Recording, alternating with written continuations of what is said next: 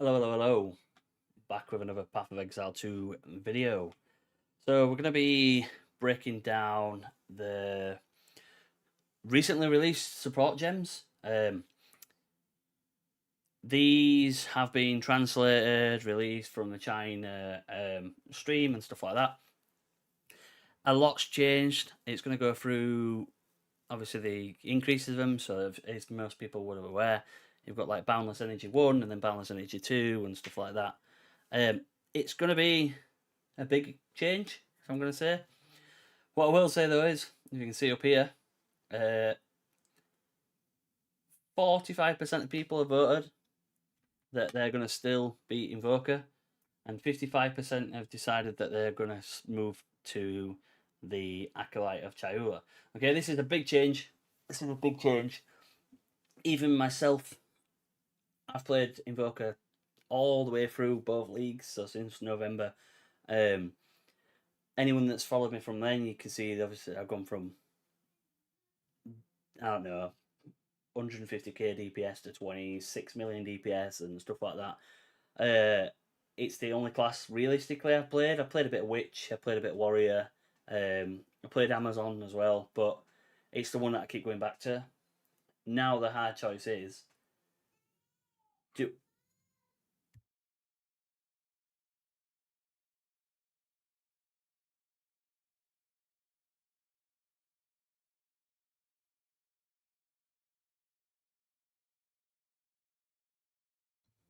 so the hard choice is, do we continue with Invoker or do we move on to Acolyte of Chaiula?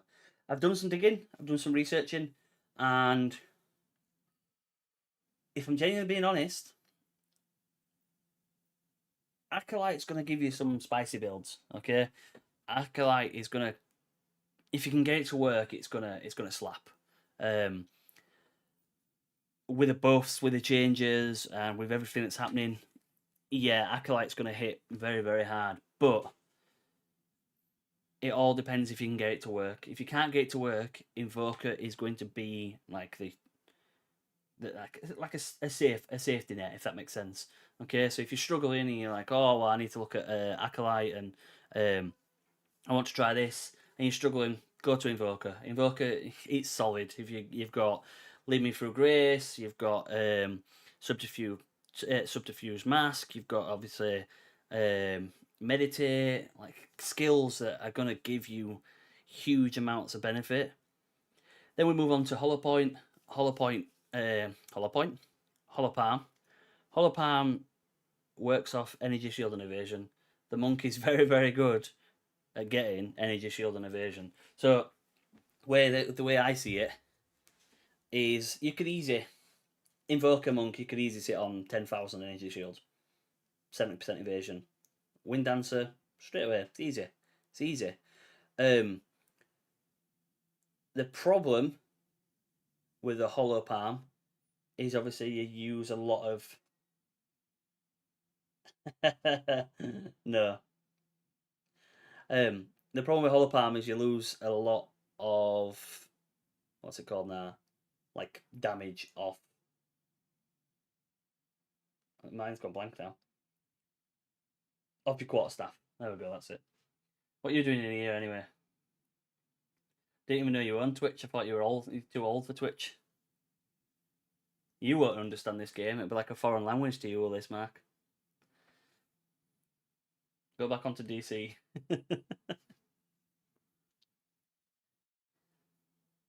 Oh, nice one. Cheers, mate. Are you subscribed as well? Have you just subscribed? Nice. Oh, it didn't pop up.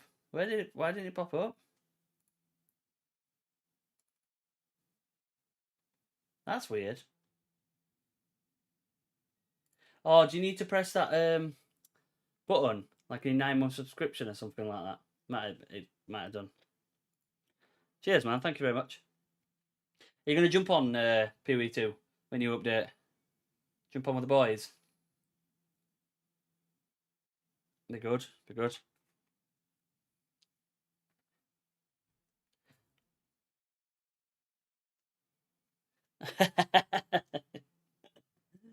watch 10 minutes of this video, mate. You'll understand it all. So yeah, as I was saying, like Acolyte Chowler is going to give you some spicy builds, but Invoker is going to be like the stable one.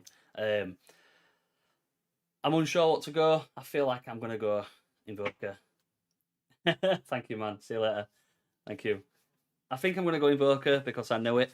But the Acolyte Chowler, I want to play it. I want to play it. I tried it, and it's just like the dark of it, you know, like the chaos and stuff, and the fact that you could probably do like some poison builds and chaos leech and stuff. Yeah, it's too tempting not to do. But we'll just have to see. We'll have to see.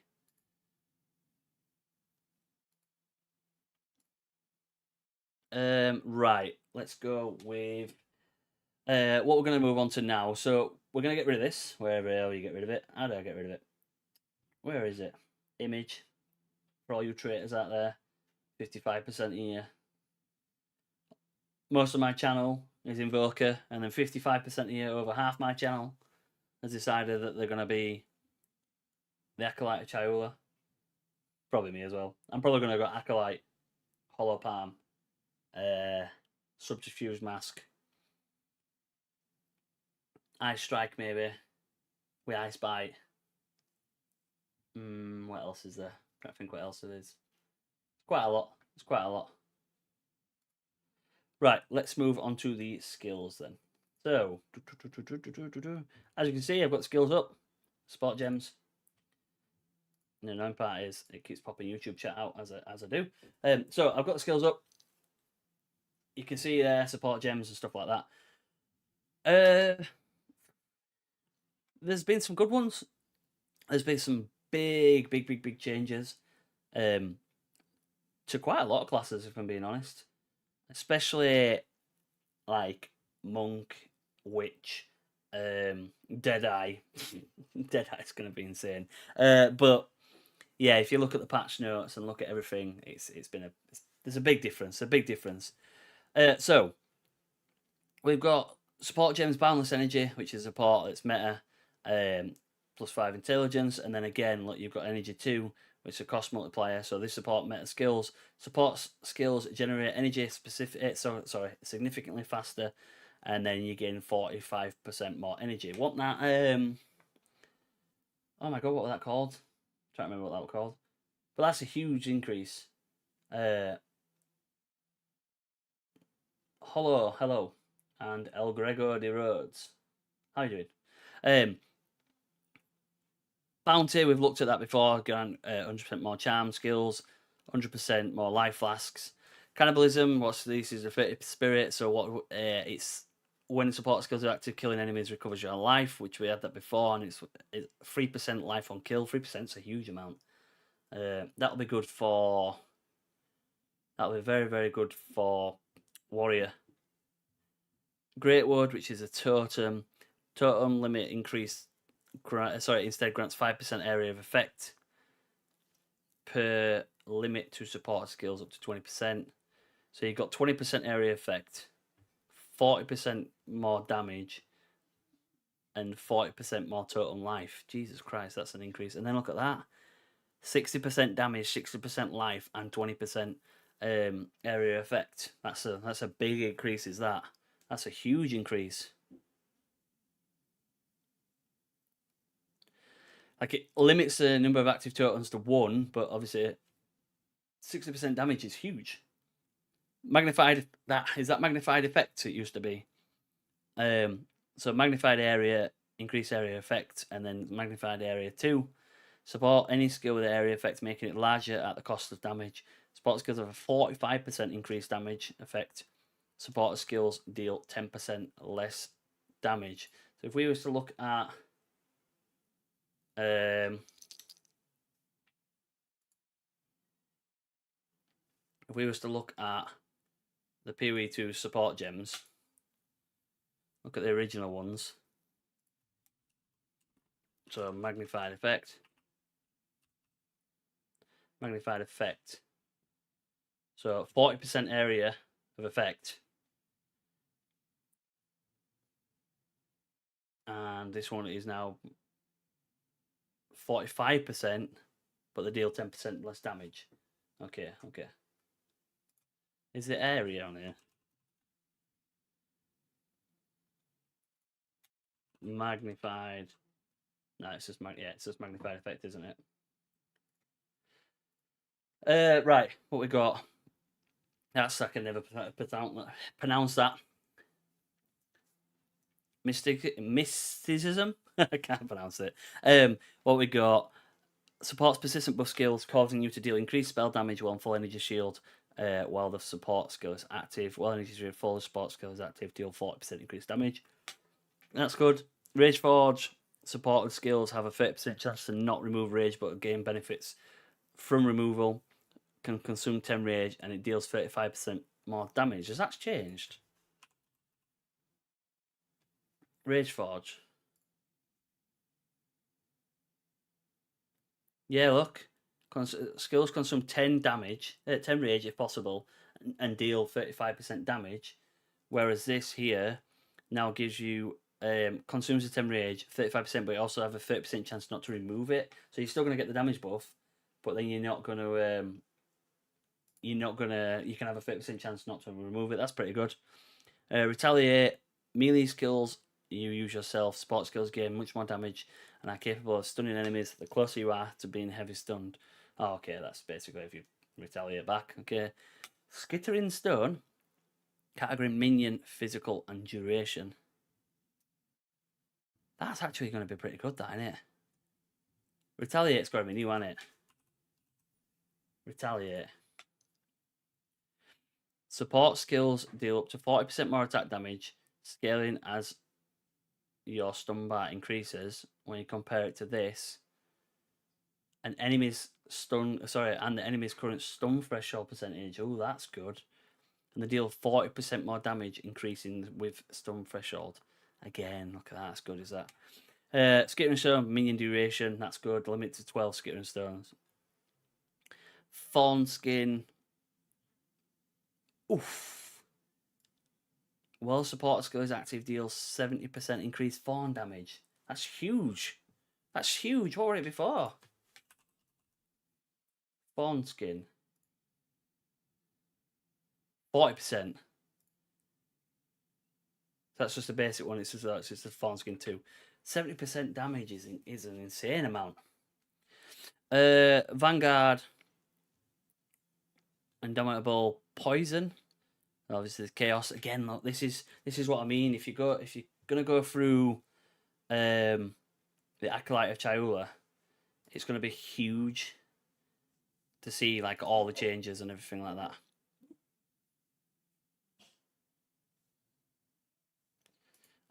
So like the Acolyte of Chaiula, Chaos is its main basically source of damage. So you've got a poison, which is support skills have a 6% chance to poison on hit. Poison free supports any skill that hits enemies, causing it to have a chance to poison enemies and deal stronger poison effect to bleeding enemies. Supporter skills have 60% chance to poison on hit. Supporter skills deal 20% more poison damage to bleeding enemies. Wouldn't that be good with Huntress? Or Deadeye. You could probably proc bleed and then do poison. Yeah, it's going to be pretty good, is that? And it's a support skill as well. Redundancy. What is this? Support skill can activate a limited number of effects simultaneously. Increase the limit of cost duration only applies the limits to explicitly using the word limit. Support skills reserve 30% of your maximum life when used. Life reserved this way lasts 20 seconds. Support skills limit is doubled. Oh, that's pretty good. Immortal Butterfly. Supporter skills you use that can hit enemies and deal damage. Supporter skills consume a percentage of your maximum mana flash charge. Each mana flash charge consumed grants a percentage extra lightning damage. In that like Vault, it sounds like it. Supporter skills consume 20% of maximum mana, and then they gain 3% additional lightning damage per mana flask charge consumed. So support skills consume 20% of the maximum mana flash charges, and you get 3% per mana flash charge consumed. So if you had 100 flash charges and it consumed 20 of them, you'd get 20 times the 3%. So you'd get what? A flat 60% increased damage. Is that on here? No. No, it's not there. So that's a new one. That's a new one there. That's pretty good. It's pretty good. I spy some cool prints on the wall. Yes, you do. Yes. My new ones. Oh, you can't see it. My new ones. Where's my camera? I think it's like above there. It's at the top. It's at the top. I'll show you now.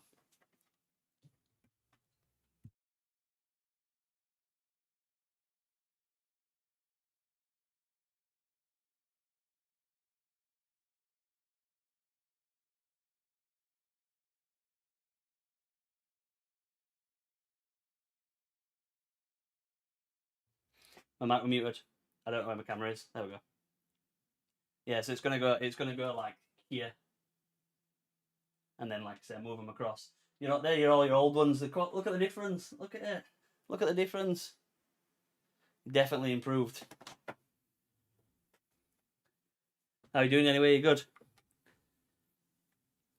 Right, ambush. 100% total critical strike chance against enemies in full life, so that's not changed. Corroding ground. Area of effect. Support skills that create ground effects, causing the ground effect to continuously expand up to a specific limit. Ground effects created by support skills expand 20% per second up to a maximum of 100%.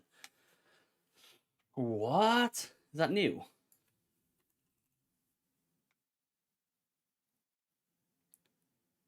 Yeah, that's new, is that? So, ground effects created by supporter skills expand 20% per second up to a maximum of 100%. What would that be benefits? It's an area of effect, so that'd be good for probably like skills, you know, like oh my god, mine's gone blank.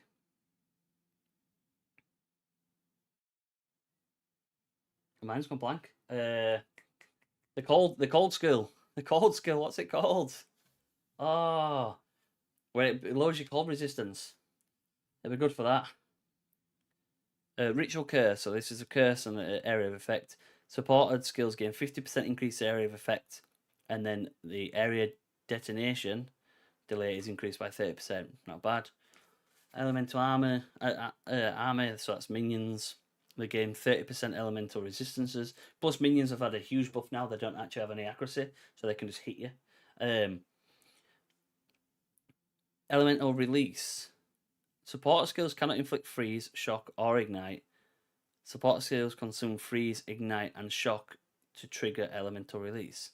Supports any skill that hits enemies, causing it to consume elemental ailments on hit to trigger elemental release. Cannot support minion skills. So what would that do?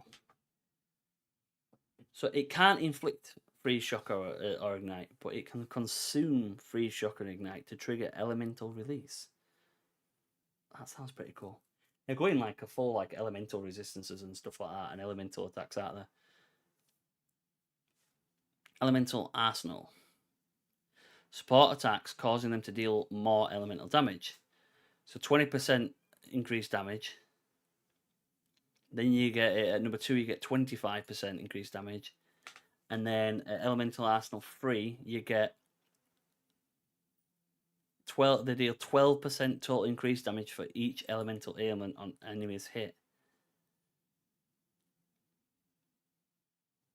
So that's a 25% total increase. That's 12% on each ailment. So if you're only running one ailment, you lose damage. If you're running more than one ailment, if you're running all 3, you can get 36%. Pretty good. Charge shot. Every third shot of supporter skills is a charge shot. Charge shot gain 30% of damage as an additional lightning damage. Charge shots recover 100% of mana costs when used. Supports bow attack. Every third shot is supported. So, would that be good with... Obviously, it'd be good with lightning arrow. but surely it'd be good with the oh my god, the bow like projectiles that land on the floor, because effectively you're shooting like 5 arrows. So surely then that'd mean that the third arrow would deal more damage. And then number 2, it says to put every third shot as a charge shot, and it deals 60% damage as additional lightning damage. So again, look, it's one of these things. Which one you want to pick?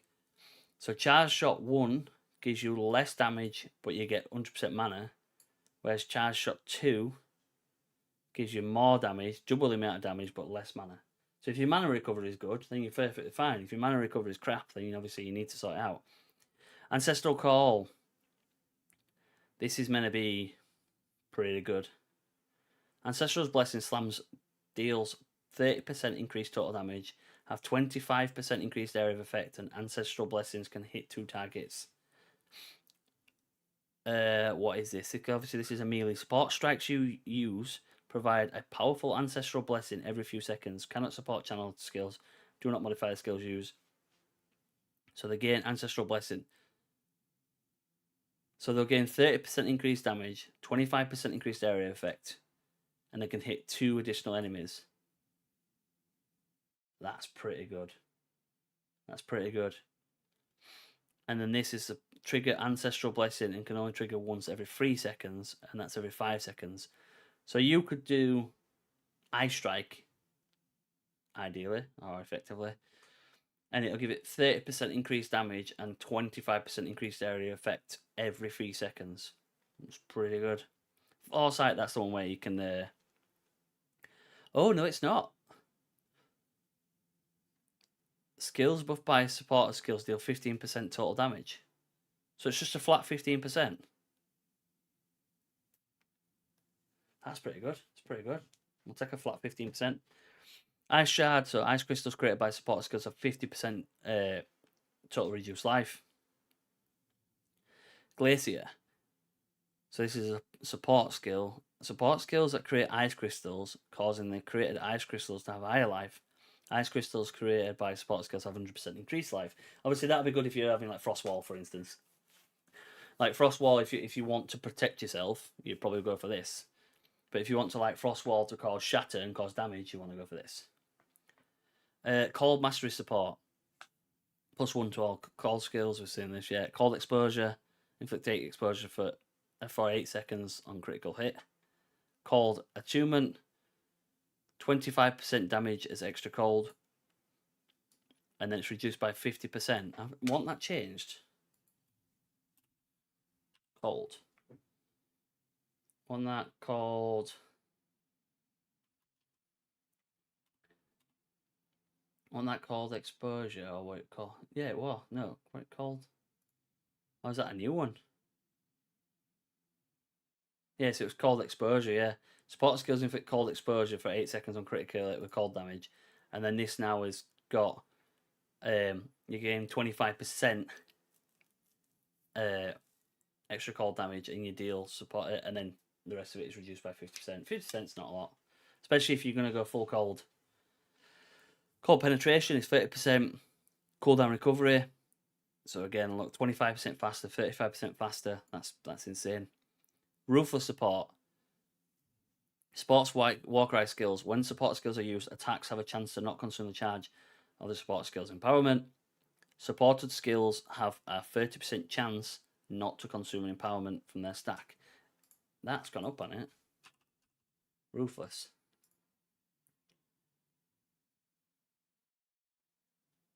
Oh, it's changed. They've changed it. Vanguard. That's not even on there. Okay. Clear Mind. Supports permanent buff skills. When supported skills are activated, shortens the duration of Ignites You Inflict. The description for Ignites You Inflict might be mistranslation or refers to a different mechanic. When supported skills are active, duration of Ignites is 50% shorter. So what would you want that on? I don't know.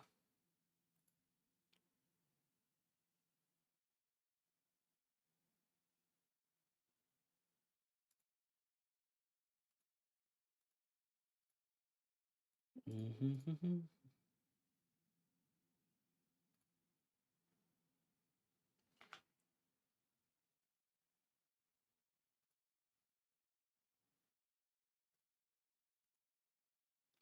my stream really pixelated?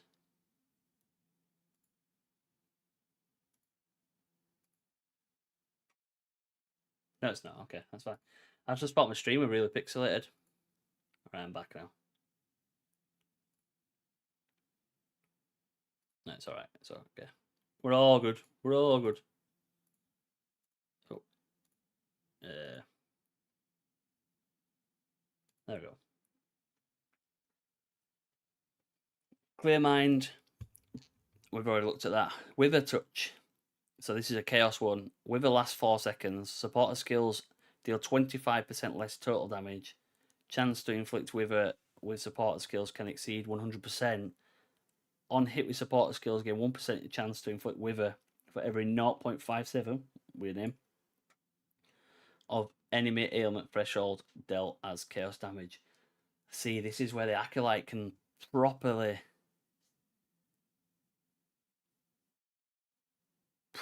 like get some increased damage. Because if you look, so if we go to here and go to wither, okay, wither lasts 2 seconds and it's increase the damage taken. Okay, so that's a 6% increase. That's a flat chaos damage increase. So you're causing it to do 25% less damage, all right, which isn't bad, but you can hit, it can exceed 100% and obviously inflict wither every 0.57. So you could inflict wither quite a lot of the time. Let's say 96% of the time you're increasing wither, all right, you might be getting an extra 3% damage. That's pretty good.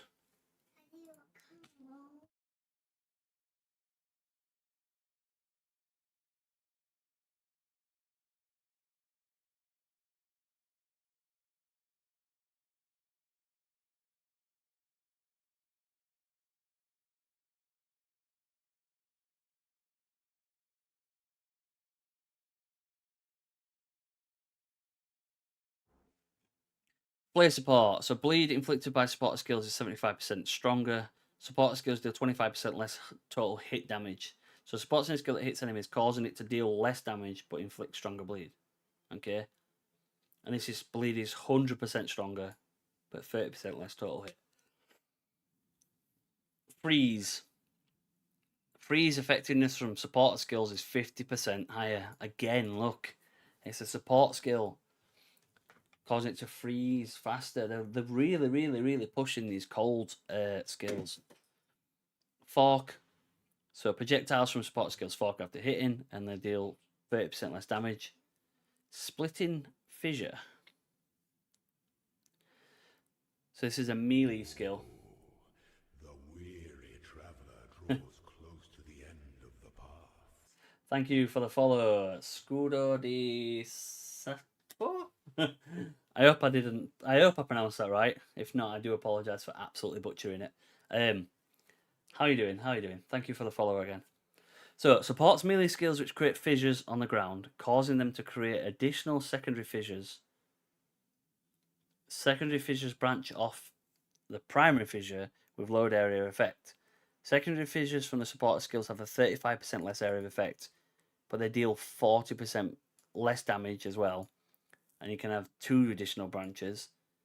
And then this one is 35% less area of effect, but you gain a 10% more damage. And again, you gain 2 additional branches. So that'd be very, very good for the warrior. Bone chilling cold support. Supports any skill that hits enemies, causing it to deal more damage to frozen enemies, but consumes a freeze on enemies. Cannot support skills that consume freeze. So supporter skills cannot accumulate freeze. They consume freeze on enemies, increasing damage dealt by 40%. And they deal 40% more damage to frozen, unique, or boss enemies. Oof. That's insane. So it can't freeze, but it can increase its damage by 40%, and then on a boss, it increases its damage by 40%. Do you know why that would be good on? Flicker. Get that on Flicker Strike. I'm pretty sure that's somewhere else. That's already on it. Oh, it was. Hello, Leonard. How you doing? What is it called? It was on. It was on my build. It was on my build. Path of building. Let me just have a look at it. I had it, and it can't consume freeze, but it can do more damage. So I'm a Flicker Strike, biting frost. That's it. Where are we? Where are we? Let's get you off. There. Biting frost. Yeah, I had this on it.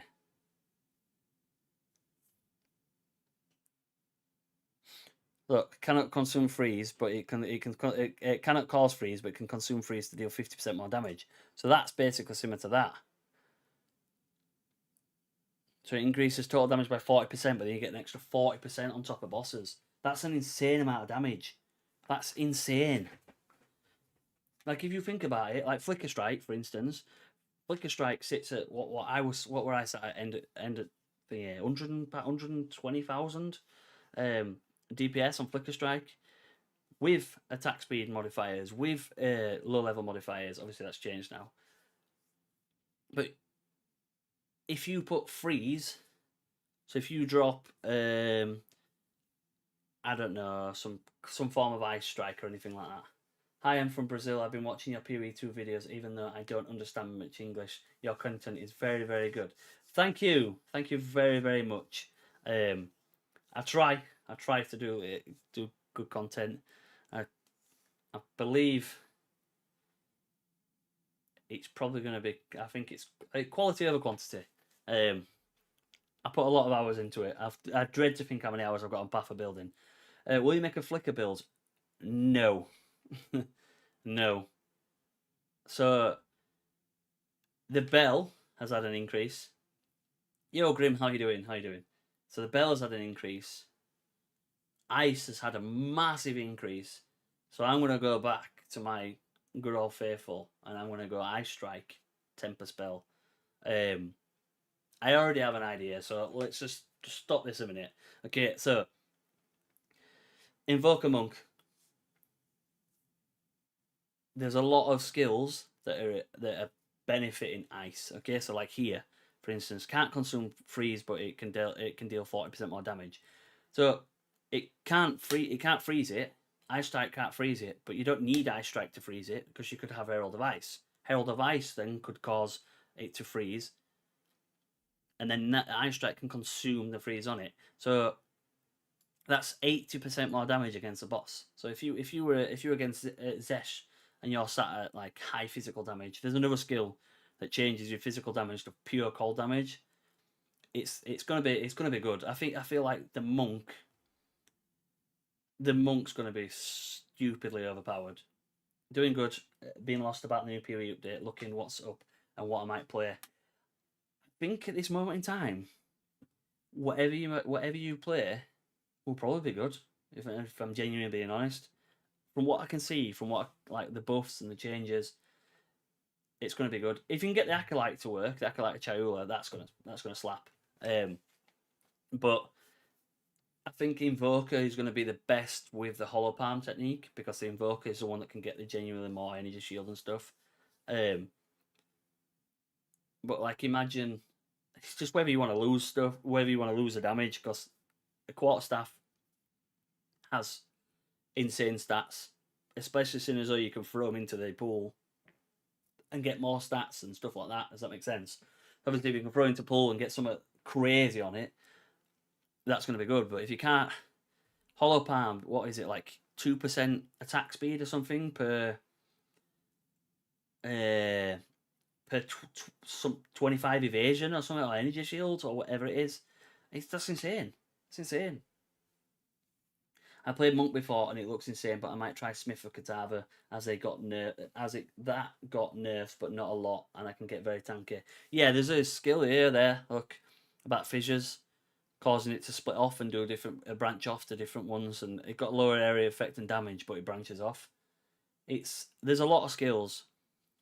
I think Deadeye, for some way, I don't. They must have like some fetish over Deadeye or something, because it's never ever been bad. From League 1, it's not bad. From League 2, it's not bad. I think Deadeye is going to be absolutely insane. There's a skill we just looked at, and your arrows. What were your arrows? Your arrows deal like 100% more damage. Every third arrow. Yeah, that's what I was thinking. It's similar to Volcanic Fissure you tried in PoE 1. Yeah. Except it don't follow you around, which is a shame. Incision. So again, it's incision is just a chance to bleed. We've looked at that before. That's not really changed. Intense pain. Deal ailment damage based over time, shortening their duration but greatly increasing their damage over time by debuffs. So ailment debuff damage over time inflicted by support skills on full life enemies is 50% higher. Skill effect duration on support skills is 25% shorter. So I do like full life skills. Full life skills is very, very good. I've used it on quite a lot of builds. It's good for mapping, but then the problem with that is you go to Zesh and yeah, if you hit him once, you get that massive increase of damage and it goes back to normal. Hello, Scotsman, how you doing? Deadeye will be expensive as fuck because everyone saying it's S tier. Yeah, Deadeye's going to be nuts. Like the one that's the skill earlier, it says like every third arrow consumes does 100% increased damage and 30% increased damage and 100% mana back. Do you know what I mean? And then it goes back up. It was like you can get rid of the mana, and then you can generate the 60% increased damage. So every third projectile, every third arrow, every arrow gives you 60% increased damage. So obviously, when you do lightning rod, like that's what I mean. If lightning rod counts as like firing 4 or 5 arrows, within 3 of them arrows, the third arrow that's going to be an extra 60% damage. And lightning rod is a boss killer anyway. It's mad, honestly, absolutely mad. Upheaval. So supports melee attacks that crit fissures on the ground, causing them to additional fissure but sacrificing damage. Oh, I've looked at that. No, that's the same as that, isn't it? Oh, splitting fissure. So the splitting fissure and upheaval.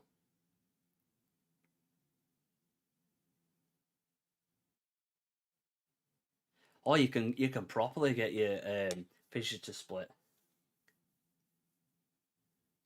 Is it Inaris? What you think top 3 classes will be? So I think Deadeye is probably going to be up there. It's going to be nuts. Monk's probably going to be second. I feel like Invoker is going to be better. Yo, Sonic, how are you doing? I feel like Invoker is going to be better than Acolyte of Chiola. Yeah, the deflect, the evasion, which then what most people run on Deadeye is evasion. I'm not too sure about Holopalm. I feel like Holopalm is going to be good, but you get yourself some absolutely nuts quarterstaff, then you're gonna be laughing, aren't you? The best thing about Holopalm is everyone's gonna be playing it, so that means quarterstaffs are gonna be cheap. There we go. Because they'll be like, oh, I want to play Holopalm, and it's like, no, well, I'll go get you a quarterstaff. And there were a post about skills over level 20. So if it goes over level 20, I think it lowered the mana cost but increased the damage. So you can get +7. You can get +7 on your staff, +3 on your amulet, +2 on your hands. So that's 12, and then you can get. I think it's plus. So you could probably put it, and then you can get about another 2, can't you? So you could get probably what your skill at like 30% at level 30, level 35 or something. I'm new to PoE 2. Can't you give me? Sorry. Can't you give me advance? I'm playing Monk. So for Monk, genuinely, start off with Eye Strike. As soon as you can get it, just get Eye Strike. Ice Strike, put Ice Bite in, or Martial Tempo, and it'll carry you through most of it. I will be streaming on Friday, like a full monk build, like from start to finish. I am tempted this week to just basically run Acts 1 to 3 as a monk as early as possible. If you can, and it's still going to work, get Flicker Strike. Flicker Strike, like, because you have this here, this thing, it's called Biting Frost. Biting Frost deals 50% more damage. You have another one that gives you 50%, that gives you more damage, and it gives you 40% more damage, but 40% on bosses. Hollow Palm is going to be a Ritualist meta build. See, I'm unsure with Hollow Palm. The attack speed is going to be nuts. You're going to be punching at like Mach 5. And it looks cool. It looks cool when you're roundhouse kicking something. The downside with Hollow Palm is, like I say, you lose all that damage off the quarterstaff. If it turns out that, for instance, you'll get a quarterstaff and this quarterstaff has +7 to melee skills, but then you activate Hollow Palm, but you still keep the +7 to melee skills and all the damage from the quarterstaff, so the physical damage and everything like that, then yeah, it's going to be insane. It'll be absolutely insane. Like, but I don't know if it's going to be like that.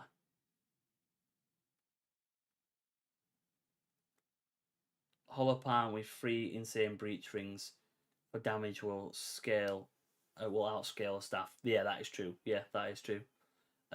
I look at monk, it's cool, but I don't know how to build like that. If you're new to PoE, the best thing I would say is either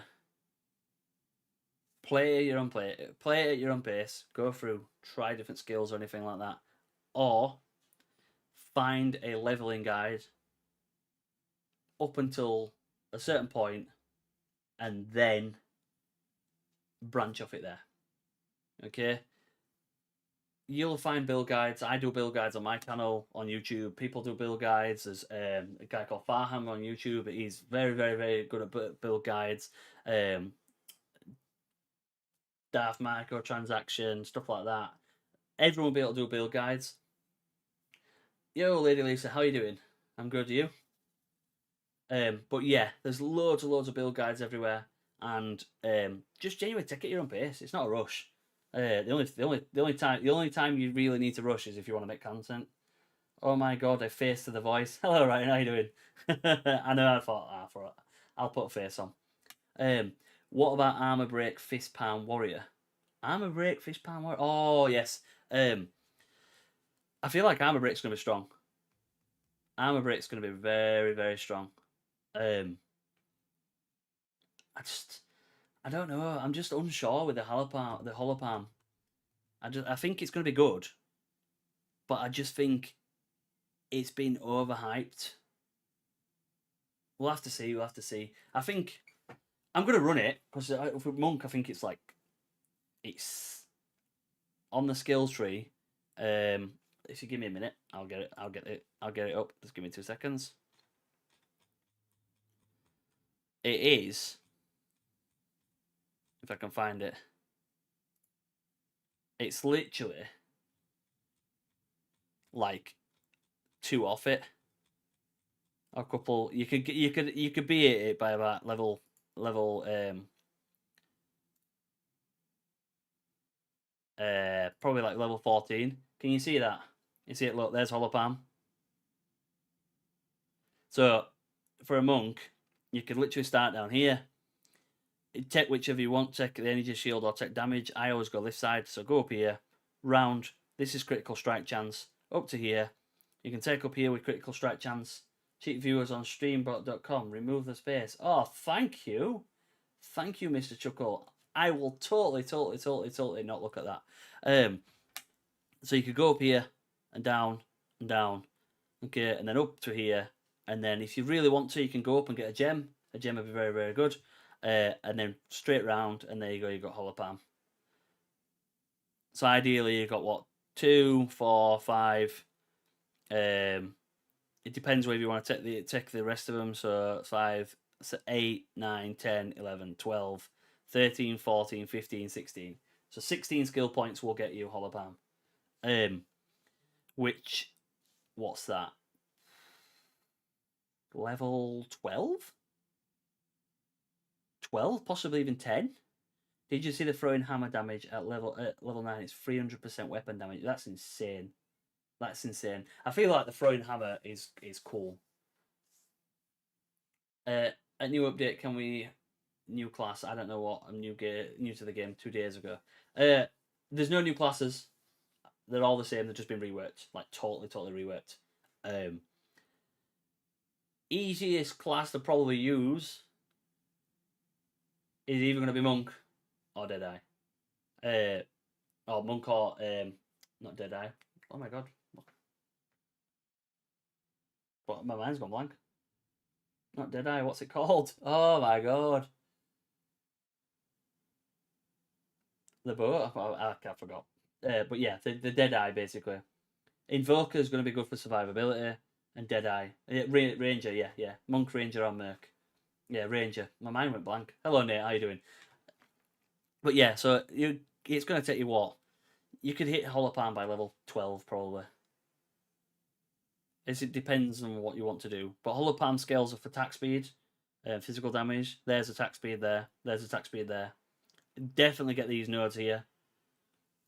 So realistically, what I would do as a monk that wants Hollow Palm, all right, I will start at this side of the tree. Can everyone see this okay, yeah? I will start at this side of the tree. I'll go up and then round. So that's 4 skill points and get this down here. And then I will go up and get these 2 for energy shield and evasion. And then I will go up through the middle tree and get this. Then I would probably go for crit strike and crit chance up here. Get these. Go back round through here, up. And then I would go and get this gem, because the gem is going to give you massive increases. Okay, if you get a gem, I had a gem on League 1 that gave me 3% quarterstaff damage, I think it was. Might have been 8% cold damage, 12% energy shield, and something else. It was ridiculous, and you couldn't find it. I just bought a blue one. And then, so I would get that, probably drop down into here, get the Hollow Palm. Then I would drop down and get these nodes here, because these nodes are really good. Go back up, and then again, you can't skip out on these. These are really good. And then I probably, so you take most of your skill points are going to be branched in here. The only downside is, I don't know what all this is. Like this here is new. That's new, because that used to come around to there. So I don't know what that is. Okay, that's huge for chaos. If you're going to Acolyte, of Chaiula, get that. That is that. There's so much damage there.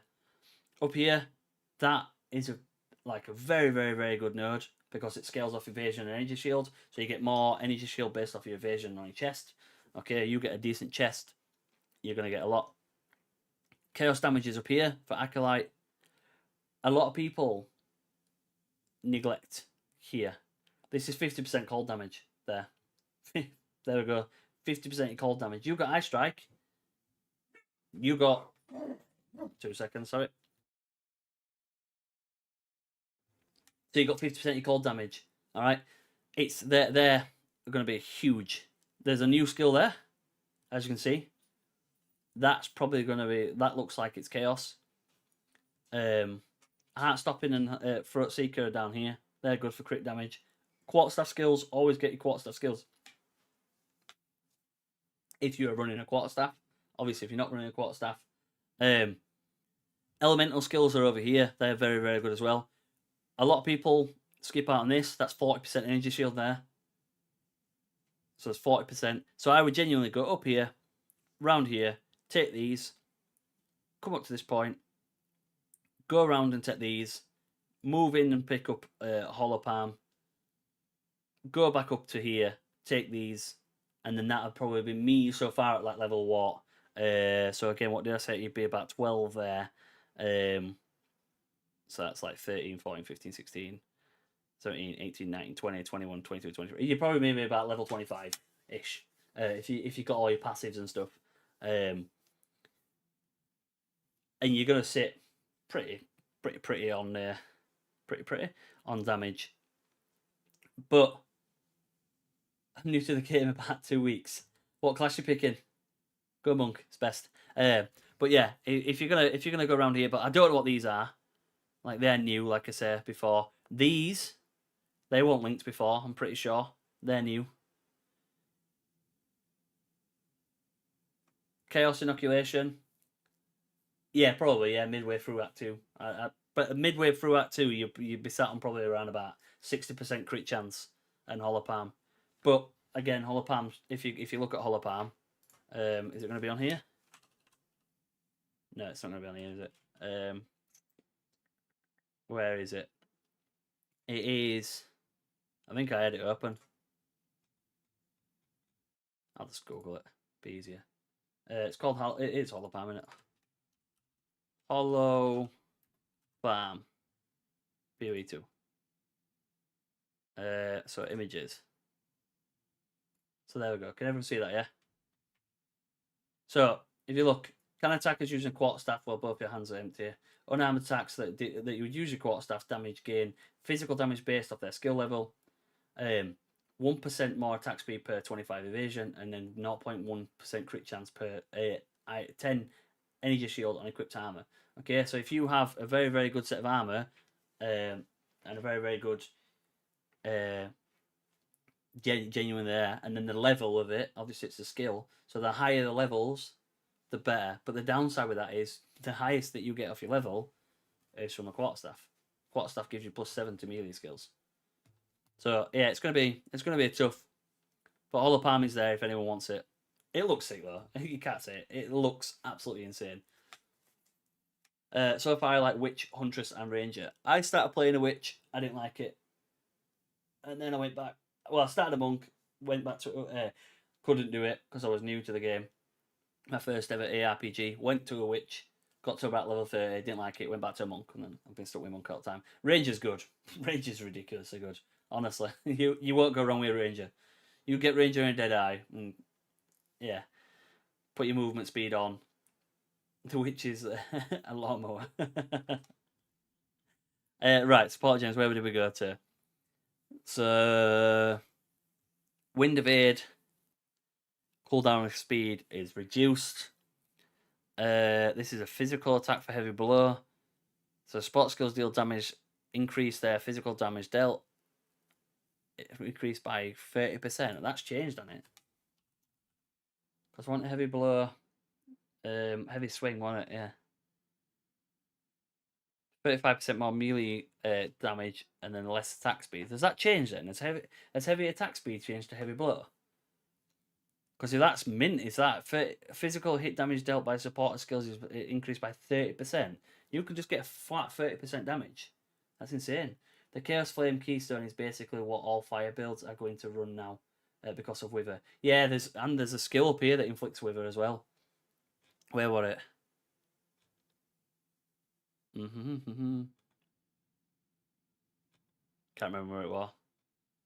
It was just higher. It basically inflicted Wither. There, look. Wither lasts 4 seconds. It deals less damage, but it exceeds 100%, and then you get 1% chance to inflict it for every ailment threshold dealt as chaos damage.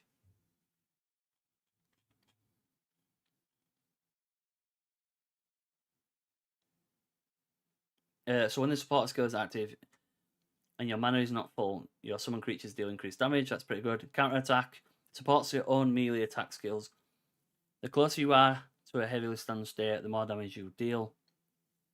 That'll be good. The more damage the supporter skill deals. So total attack damage to his skill is increased by 40%. So would that stop you getting stunned?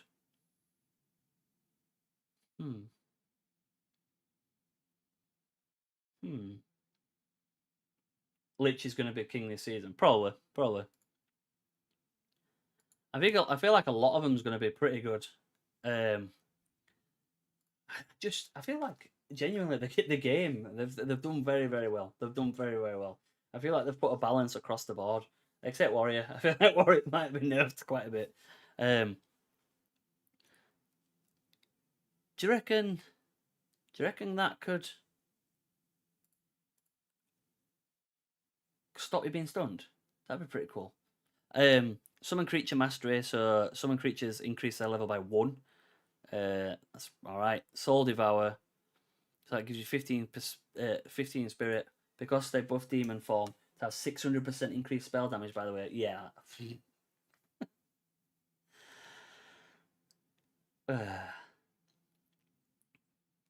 See, though, again, look at that. Supports permanent skill boost when the spell is active. Defeating enemies recovers your life. So, defeating enemies recovers 2% of life. Like, if you put that on a warrior, warrior's going to... It's going to be huge.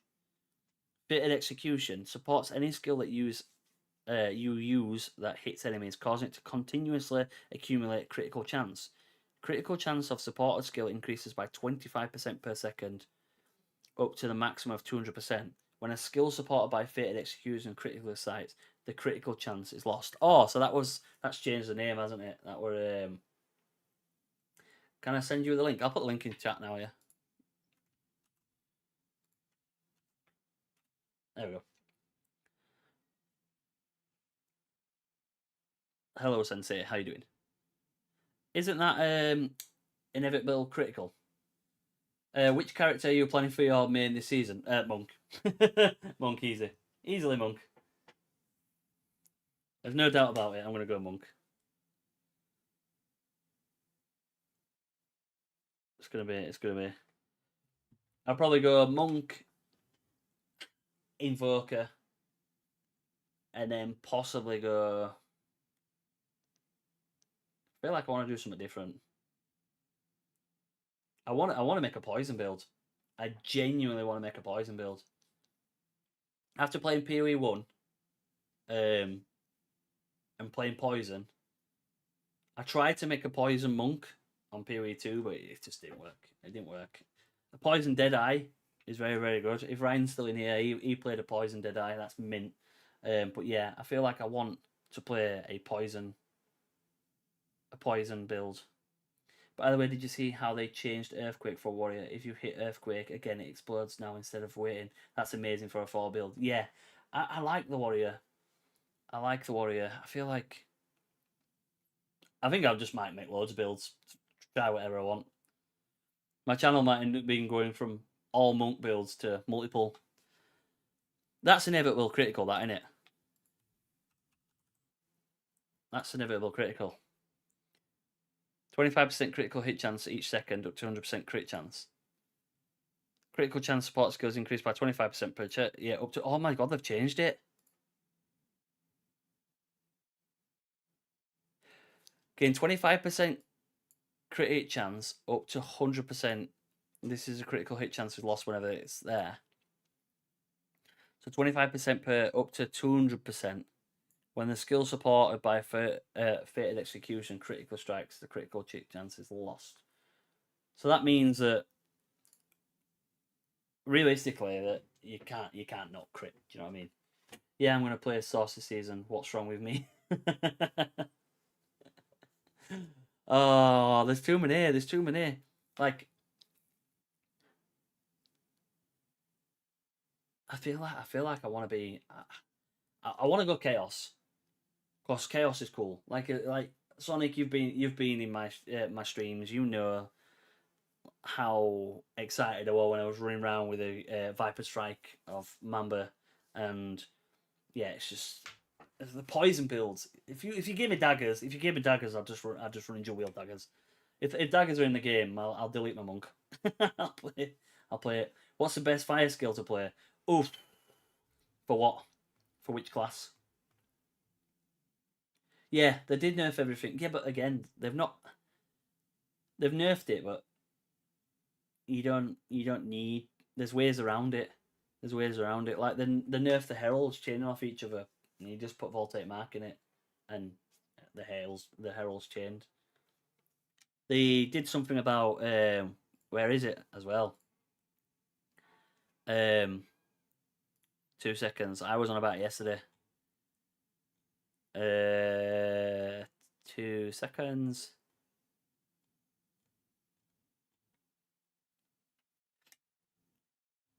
So there's something called Frostbite, which gives you 100% increased cold damage. And then there's something about Warcry. Warcry now gives you endurance charges. So what I realised yesterday, and I'm going to see if it works, is if you did Warcry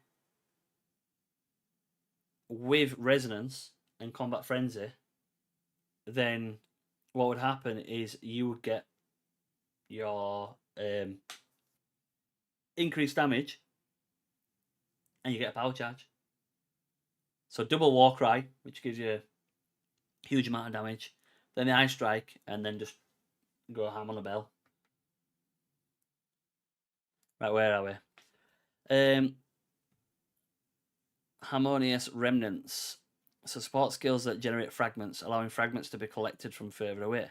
Fragment collection range generated by support skills is extended by 100%. Fragment collection range is extended by 100%, but then it has a 20% chance to generate an additional fragment. Oh, that's pretty cool. That's pretty cool. Warbringer with Infinite Warcry will make it so I can spawn my totems easier. There's a skill that gives you totems. It limits it to 1, but it gives you huge amounts of like damage and area of effect and stuff. Fortress support skills that generate a line of walls, causing them instead to generate circular walls. Oh, so that's where it before when you had Fire Strike, fire like the fire one on the witch, and give you 3. And the area effect is decreased. Total area effect is reduced by 20%, but the damage dealt is reduced by 30%. And they created in a circle, yeah. So that's basically when you used to create your ring of fire. Instead of having 1, it give you 3. Yeah, Cobster. I'm not too sure about fire skills to play. Best thing in general for fire skills would be. Oh my god. Warrior. Steadfast, tenacious. What's this? Supports your own continuous chanting skills, increasing your interruption threshold and abnormal status threshold at higher levels while chanting. Steadfast. So that's endurance. Supports your intact skills. The supporter skill gradually gains more damage when it reaches its cap. If you dodge roll or use a travel skill, the bonus resets. So if you dodge roll or travel skill, it resets a bonus. So it's 1% per second up to 20%. And then that's 2% per second up to 20%. So it's a nice 20% flat damage. That's not bad. Resilience. So there, again, look. 100% gem support. Support skills that create totems, causing the totems to create have more life. So you get a level 2, your totems have a 50% increase in life. That's good. That's very, very good. And then you can get an enhanced totem. A totem summoned by a support skill gain a 10% maximum elemental resistance, and all elemental resistance to totem summoned by a support skill plus 40%. Insane. The totem, like, it's good. It's going to be good. It's going to be very, very good. Multicast support skills. Supports spells that affect your surroundings or target location, causing the spell to simultaneously affect other areas on one side of the target area with a randomly chosen direction. Cannot support channeling skills or range skills. So the area of effect is reduced. Effect of multicast is reduced. The damage is reduced, but it will inflict an area on a randomly chosen side of the target area. Well, that's pretty cool. Perfect timing. Supports channeling skills that produce effects when released at perfect timing, causing them to deal more damage and gain perfect buff when released at the perfect timing. When support skill is released at perfect timing, gain deflection equal to 15% of your evasion for 8 seconds. Perfect timing window or supporter skill is shortened by 35%. Total damage dealt by this skill is increased by 35%. That's just Deadeye, innit? It's just, do you know what I mean? It's just Deadeye is like perfect arrow.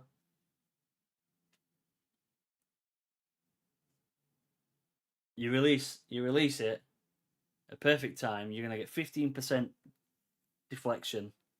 Sorry, deflection equal to 15% of the evasion, which Deadeye has like massive amounts of evasion. And you're gonna get a 35% increased chance. A 35% increased damage. And Merc with perfect strike. Yeah, yeah. Oh, there's gonna be some builds here. There's gonna be some builds. People are gonna have a field day. Support skills. When your mana is above 90% of your maximum mana, supporter skills deal more damage. Does not modify skills used by summoned creatures. When your mana is above 90% of your maximum mana, support skills do more damage and absorb a portion of your skills cost as mana. Oh, that's pretty cool. So spell damage is increased by 30%, and then 25% of your support skill cost is absorbed as mana. 25% of supported skills cost is absorbed as mana. And then when your mana is above 90%, it's increased by 30%. Oh, okay, yeah. So if it costs 100, you're gonna get 25 mana back. That's not bad. That's pretty good actually, yeah. Especially for first time, when you put in first time skills, you're gonna get an extra 30%. Obey. Oh, so this is creature skills. Cooldown, recover speed. Cooldown, recover speed, and then cooldown, recover speed. 80%? Cooldown? That's insane.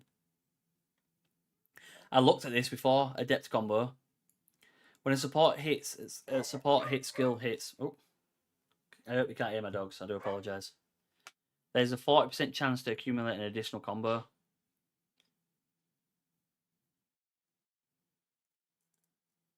I think that's going to be very, very good with Hollow Point.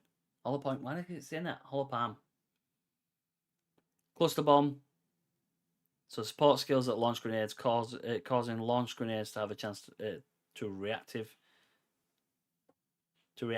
Sorry, but extends cooldown time.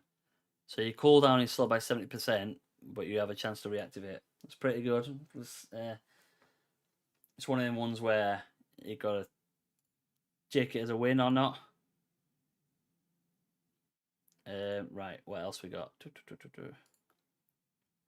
Perfect. Supporter skills that gain bonuses when used at perfect timing. When supporter skill effectively hits, gain perfect buff, greatly increasing damage. Failing to hit the perfect timing, including skills not supported by perfect, removes the perfect status from you.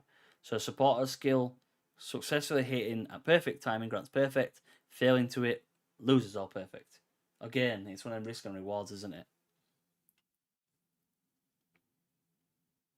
Root. Support any skill that hits enemies, causing its physical damage to apply root to enemies, but cannot apply stun. Root applied to supported skill is reduced, but root duration is greatly extended. Oh, so it's going to basically plant them in place, isn't it? There we go. Look at this. Look at this. This is where we start getting into decent, like, ones. So your cast speed is of your support skill is reduced by 15%, and the damage dealt is increased by 35%. Support skills that you cast yourself that hit enemies, enhancing damage but sacrificing cast speed. So it takes a little bit longer to cast, but gives you 35% damage. Frozen Nexus. I used to love running this. I'm pretty sure it was Frozen Nexus.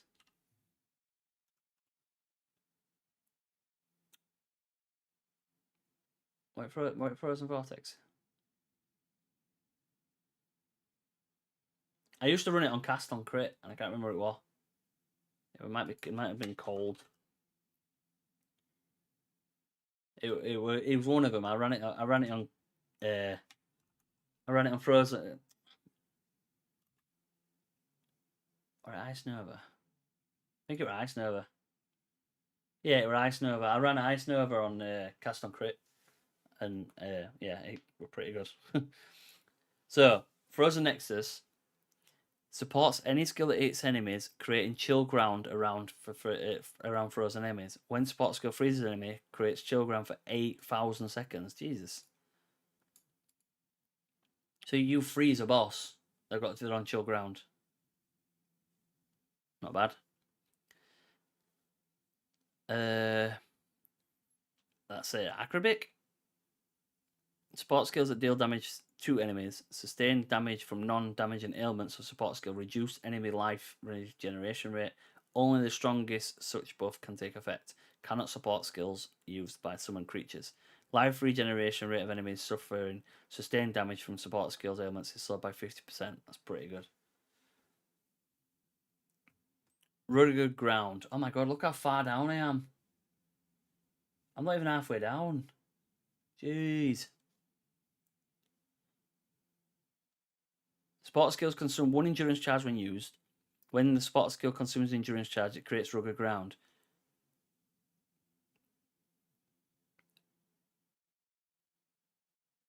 Aftershocks created by the support skill create rugged ground. What's rugged ground, though?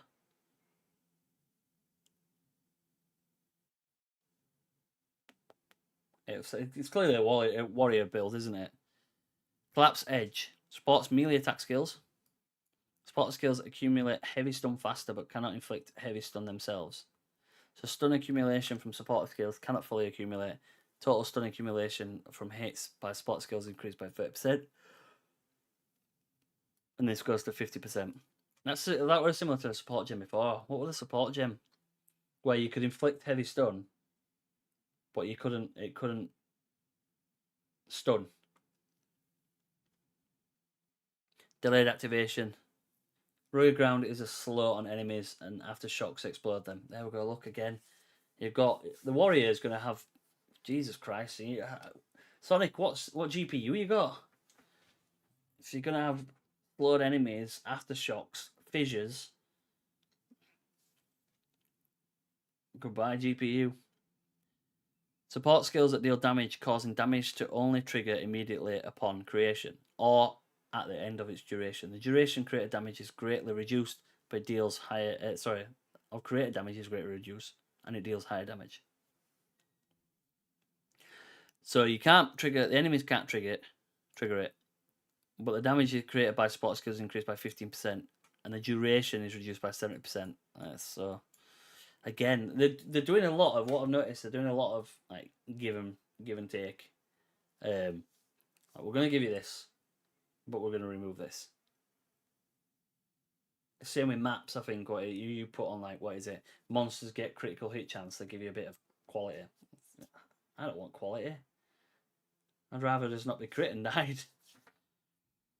Sports parent buff skills. When sports skills are activated, the duration of shock on you is shortened. So that's good as well. Put an exposure. Increase it the effect of exposure. So again, put exposures increased by 20%. Curses increase. Effect is increased by 25%. Ricochet, sport skills that create projectiles, causing projectiles to have a chance to chain when hitting terrain. Yeah, that's been looked at before. One thing I've got to say is about the maps. Yeah, the maps. Yeah. Supporter skills that create projectiles, causing projectiles to chain when hitting terrain, but lose additional projectile and always pierce. Projectiles from supporter skills pierce all targets. Modifiers granting additional projectiles are changed to cause supported skills projectiles to chain an additional time from terrain for each projectile that would be gained.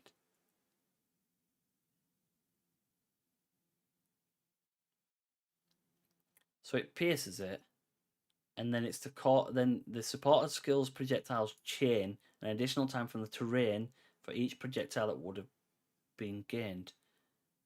That's going to be insane for like Huntress. That's basically Tangleton, isn't it? The reason that the good stuff is so low on mats is because they're only using normal exalted orbs. Oh, right, yeah. Not greater or perfect. Yeah, makes sense. Turn the tide. Sports melee skills when your remaining life percentage is lower than that of the hit target. Support skills deal higher damage, but conversely deal less damage. So total melee damage from support skills increased by 40% against enemies with higher life remaining. But then total melee damage for support skills reduced by 20% for enemies against enemies with lower life percentage than yours. Well, doesn't Chaos Inoculation just kind of give you that? So if you think about it, Chaos Inoculation puts you on 1 HP. So the enemies are going to have a higher remaining life percentage than you. So that's an extra 40% attack. You're not going to get a 20% reduced damage because they're lower than you, because lower than you is 0. And even if you do get 20% lower damage, it's going to be negated straight away because the enemy's going to be dead. That looks like a very, very, very good skill.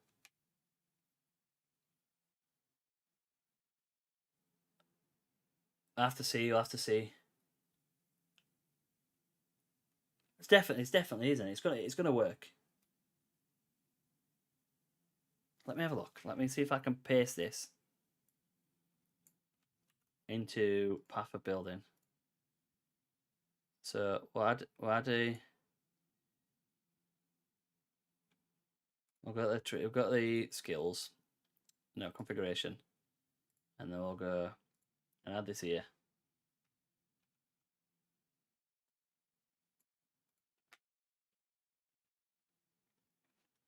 What does that do?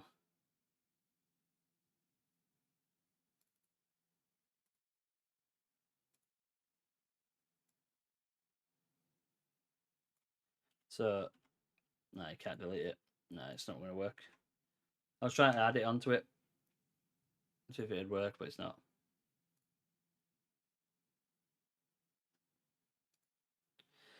All enemies are going to have higher HP than you at tier 15 because of scaling, or is it HP bar?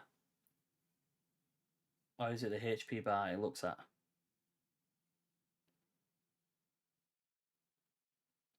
I genuinely think it's just higher life remaining, so I think it's the HP bar. Yeah. So it's percentage. Yeah, so if you had 60% HP left and they had 80% HP left, you're going to get a 40% increase. Oh, no, you can't use it with Chaos Inoculation because Chaos Inoculation causes you to be on 100% HP, doesn't it? You have 1 HP, but you're 100%. Your class has been on full life, not low life. It's a bit. Yeah. Supporter skill is usable when moving, causing your movement speed to decrease when using a skill, but also increasing damage. So you get 20% increased damage, but 30% decreased movement speed. That is more for low life builds, but not sure if those exist for melee in PoE 2. Yeah.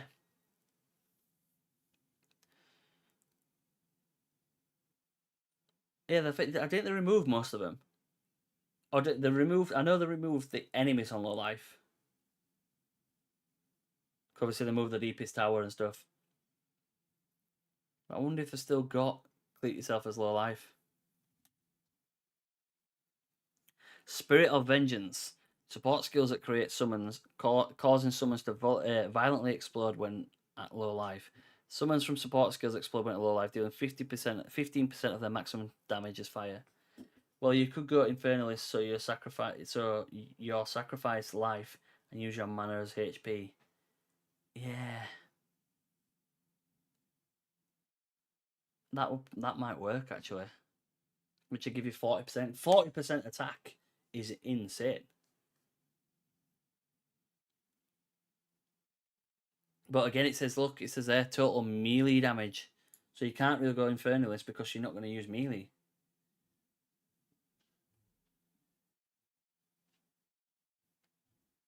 Unless they've changed it that, like, it classes as being on low life.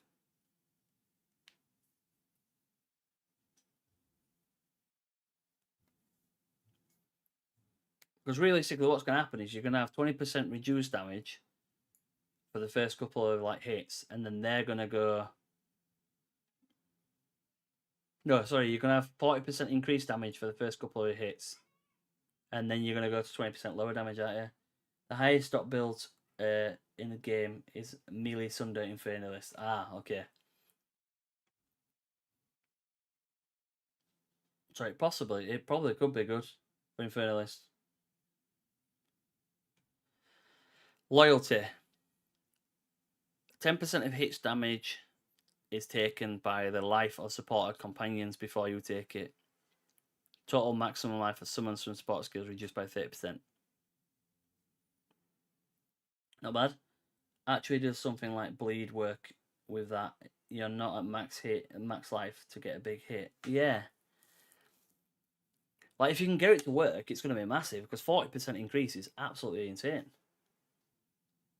Like, but... Swift attack. Attack speed of supporter skills is increased by 25%. That does martial tempo.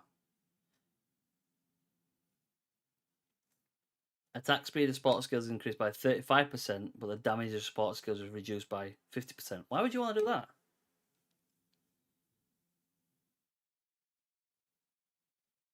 Why would you want to reduce the damage but have more attack speed?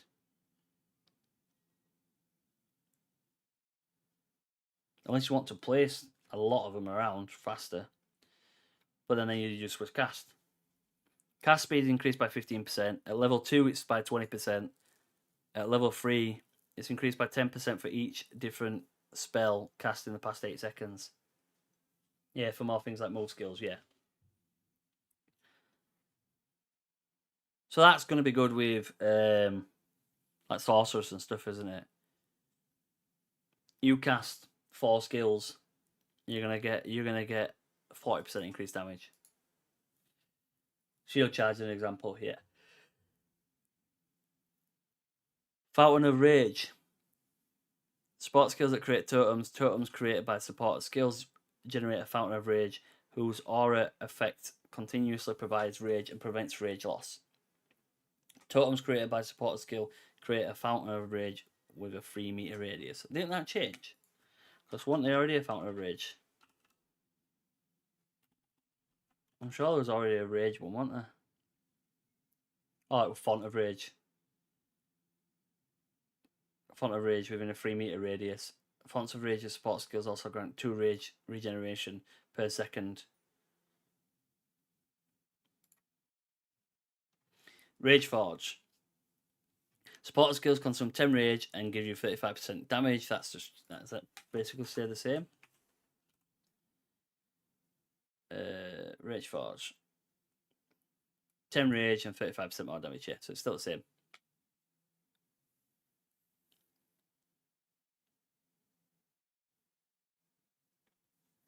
Grudge. Supports any damaging skill you use, greatly increasing the chance to inflict ailments on hit, but increase cooldown time. Cannot support skills that inherently have a cooldown. Place in a skill support gem skill panel to grant the effect. Cannot socket multiple identical support gems. Obviously, you can't do this. So, total chance to inflict ailments with supported skills increased by 100%. Okay. But you can't do it more than once, which is a shame. Eyes are messing up reading this. So this is a hex. So skills you cast, if you use it, consumes a power charge. So it gives you 80% increased duration. Electrifying transmission. So it supports any skill that hits enemies. When the enemy is shocked, there's a chance to shock nearby enemies. And it has a 50% chance when shocking an enemy to shock an enemy within 25 meters. That's mad.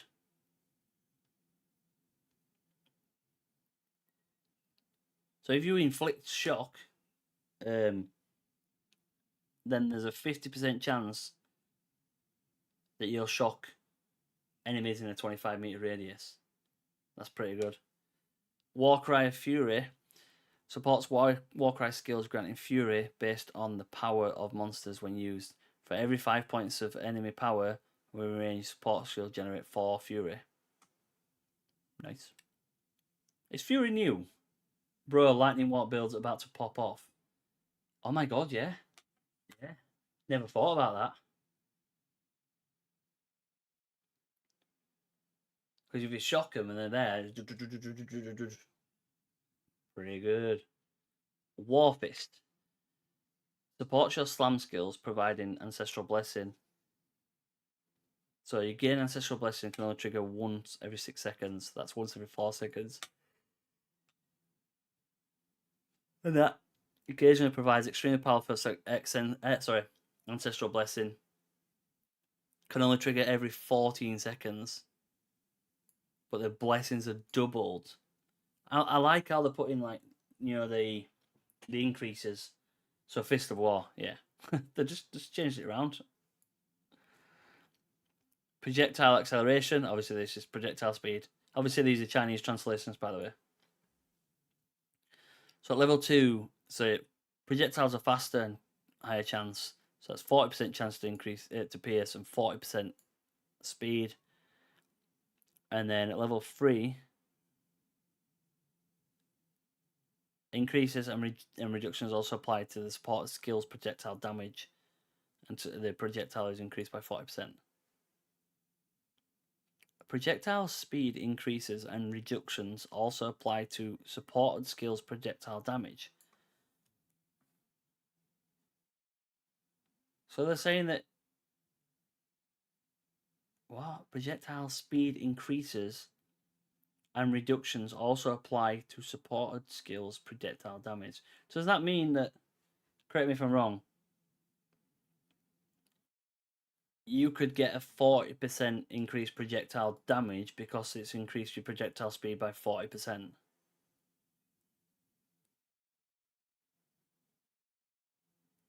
So your projectile damage is going to be increased by 40% because its speed is increased by 40%.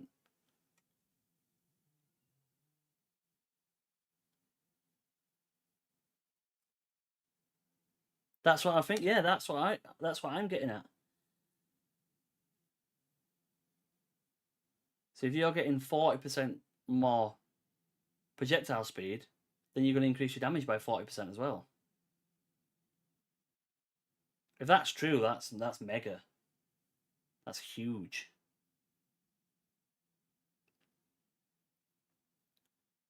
Pair that with, like, where it forks.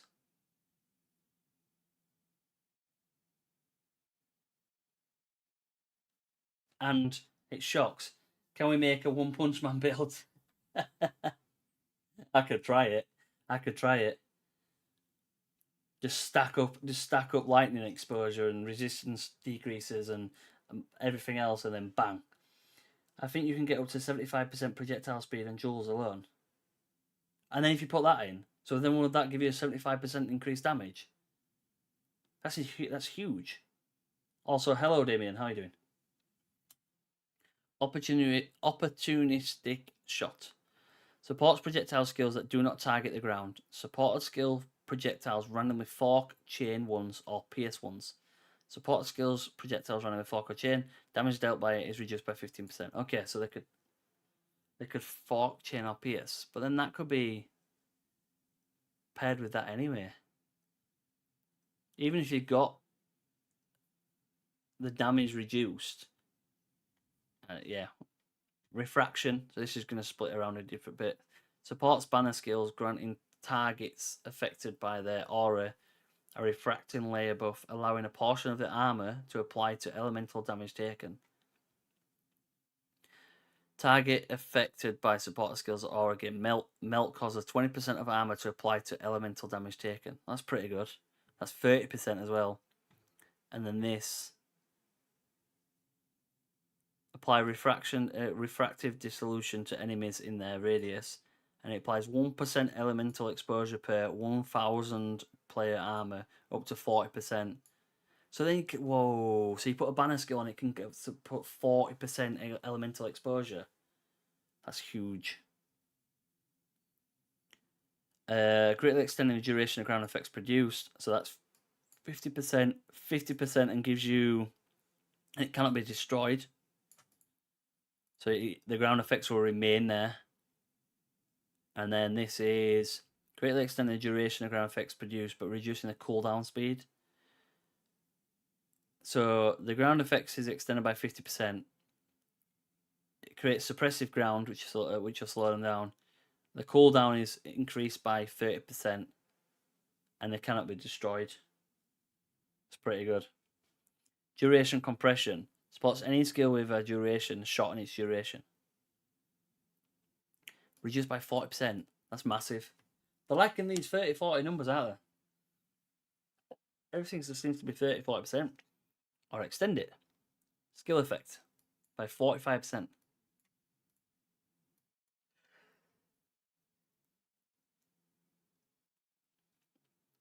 Insert skill support.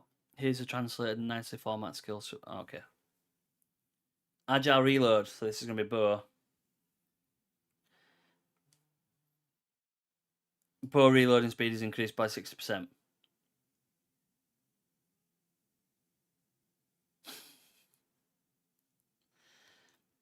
Supporter skill is no longer cast around you, but the target location instead. Supporter's area effect reduced by 25%. So support's Nova skills, when using these skills, they no longer activate around you, but instead the target's location. That is very, very good. Decapitate, causing them to steal 2 affixes from a rare enemy. I want that before. I want that, want that on. Or decapitate on it. Supporter strike skills, causing them to steal 2 affixes from rare enemies. When supporter strike skill lands, the final blow on a rare monster gain 2 of its affixes for 20 seconds. That's just Headhunter. They've literally just give you Headhunter in a support gem.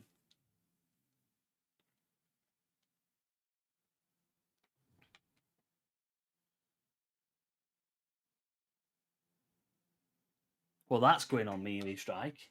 I mean, that's definitely going on. That's insane. Like, yeah, that's good.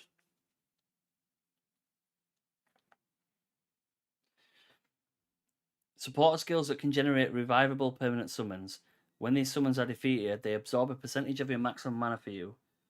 Reviving permanent summons created by support skill absorb 8% of maximum mana. You have that in Pier 1 for 1 FX, and it's bad, but 2 might be worth it, maybe. Yeah. Well, imagine getting that with Headhunter. What does Headhunter give you 2 or do you give it 3? Is it free for 60 seconds? So you have an opportunity to get I think it's free. That's like what, 5? Headhunter. Pee-wee.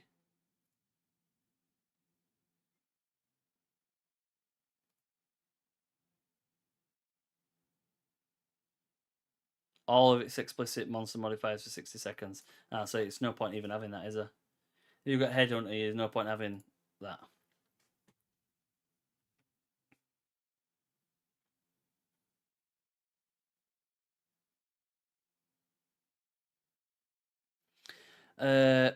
Harvest Essence. So support skills that can generate revivable permanent summons. With these summons, when these summons are defeated. Oh, I've already looked at that one. Hourglass of Time. So any skill you use significantly increases its damage, but its cooldown time becomes longer. So it increases damage by 30%, but it has a 10-second cooldown. But you can pair that with the one where it shortens the cooldown. Knock back, so it knocks back enemies on hit, and the distance is increased by 40%. That's changed, hasn't it? Want that higher?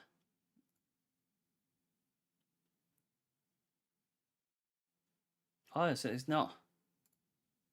It's not bad, not a skill. I swear there were one that. I swear there were one that knocked it back. Unless it's on PoE 1. New quiver. Supports bow skills. For every arrow reloaded by the skill, its damage is increased. What? For every arrow reloaded by the skill. A supporter bow skill's damage increased by 1% for every hour reload in the past 6 seconds. Supporter skill damage is increased by 1% for every hour reload in the 8 seconds.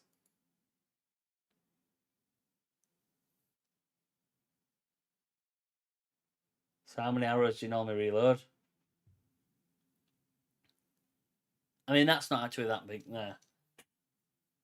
Would that count on arrows fired? Or would that count... Yeah, for Expo, yeah.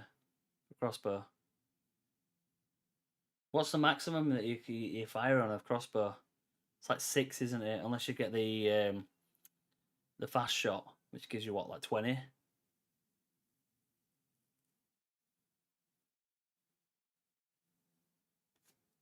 So it's only going to be like at maximum. Let's say you can get 20% damage. But imagine if you can fire 20 arrows in 2 seconds.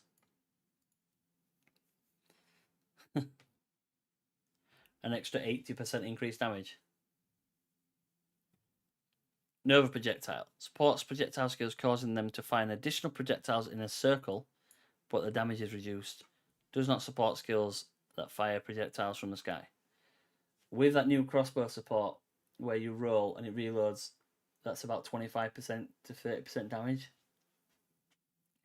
Yeah, so there's quite a lot, isn't there? There's quite a lot from like bow skills in general, like bow skills and projectile skills. So this gives you four additional projectiles, fires it in a circle, and then the damage is reduced by 40%.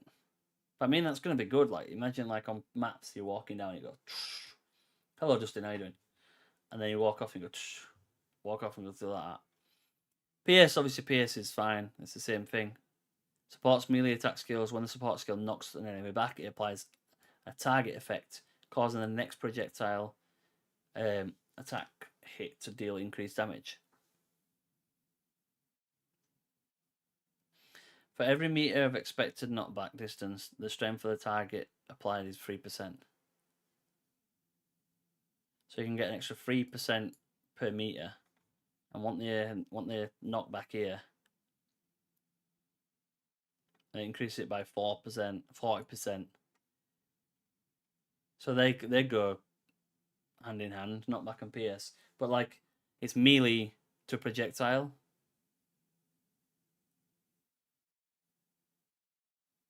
I mean, there's no cooldown on weapon swap, so there's nothing stopping you I don't know, punching someone with hollow palm, and then firing the bow at them.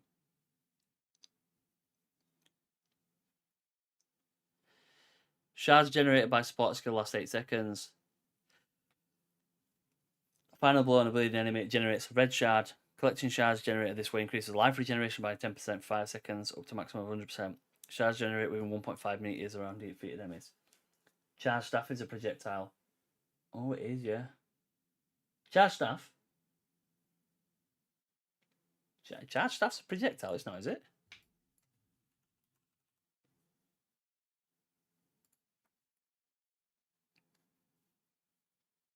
Area of attack. Attack.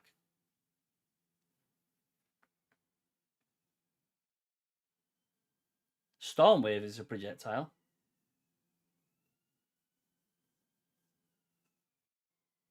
But you need to do a melee first.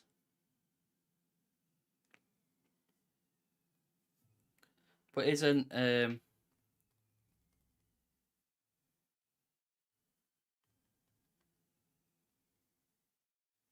Comet a projectile? No, it's a spell.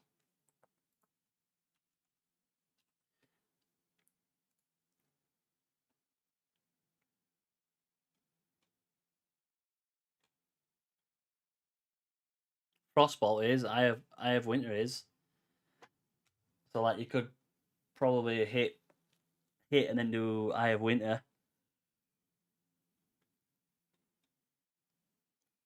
Oh, could my League 1 build become viable? Where I had cast on crit,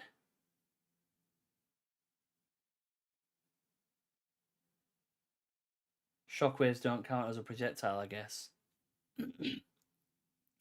No, it don't look like it. What's melee then? This melee in general.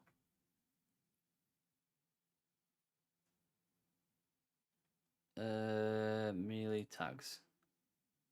Heavy swing. Primal strikes. Primal strikes straight into that. Oh my god, what's it called? Not the lightning rod. The spear. The spear ones where it fell on the floor. Whirling assault. That's a monk one. I wonder if they have the.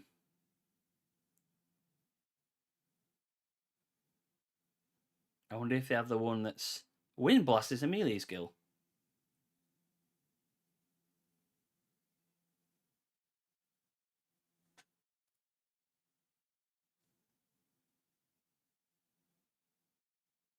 So applies target.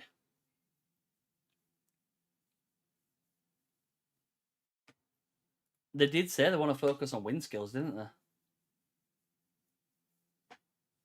Whirling slash as well. Whirling slash is melee. Oh my god. Whirly build. Spin that around. Spin that around a couple of times on an enemy. Knock them back. They increase the rest of your damage by quite a bit. What we got?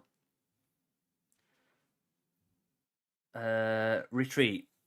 Support skills that generate projectiles. The support skill itself cannot deal melee damage. Support skills deals no melee damage. If you have dealt damage to enemies with a melee hit in the past 8 seconds, the projectile damage is increased by 30%. If you've dealt damage to a melee hit within the past 2 seconds, the projectile damage is increased by 40%. The wind skill, that's like killing Palm.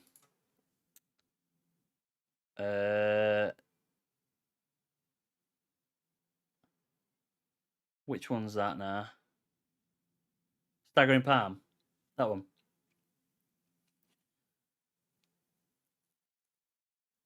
Staggering Palm's melee and projectile.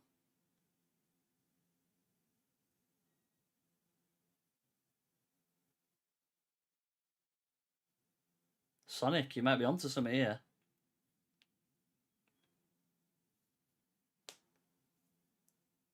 Staggering Palm's melee and projectile.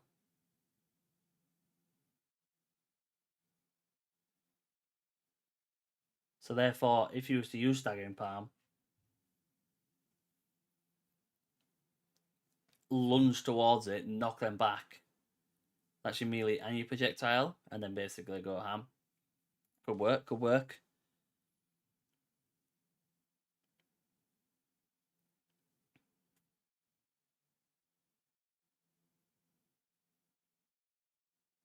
Scapegoat. Support skills that generate summons, causing your skills to target summons to prioritize summons generated by a support skill. Your skills will prioritize targeting summons generated by a support skill within 6 meters. That's pretty good. Spell Echo, that we're already in before, wasn't it? Echoes once, it's reduced by 30% and 40% increased area. Stun. Accumulated stun value from support skill hits is increased by 70%. Damage dealt by supported skill is reduced by 50%, but the skill's hits increased by 300. Damn. Sustained impact. Supports any skill that hits enemies. When the support skill inflicts heavy stun, it has a chance to gain endurance charge. When the support skill heavy stuns non-legendary enemy, you get 30%. When it heavily stuns, it gets 1. You get 3. That's pretty good. That's pretty good with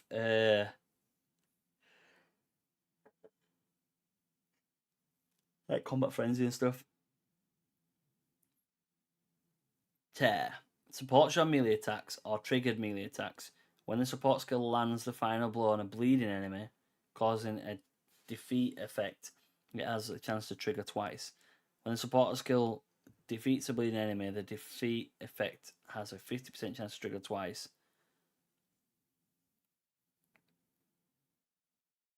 Okay, so the defeat effect. What is the defeat effect? Does it say up here? Defeat. No. I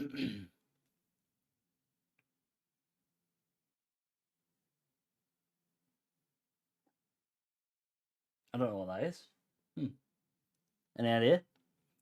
Scapegoat. Minions from your support skill always consider explodable.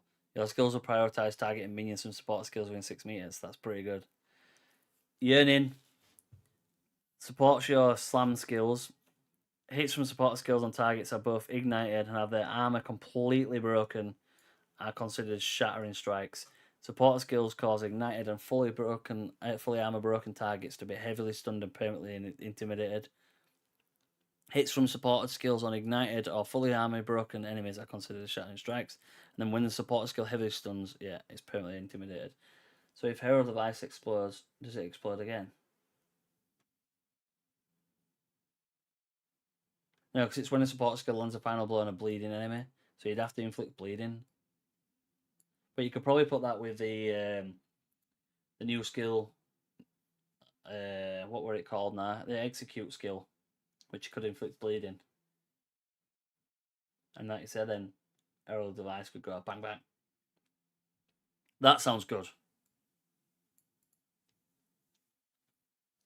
I feel like broken armor is going to be quite a pretty decent like modifier.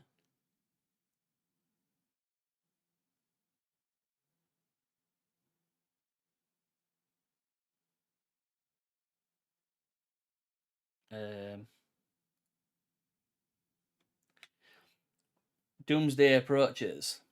Supports your curse. Curse causes cursed enemies to trigger Doomsday explosion when the curse ends. Oh, I wonder what that is. It's chaos damage.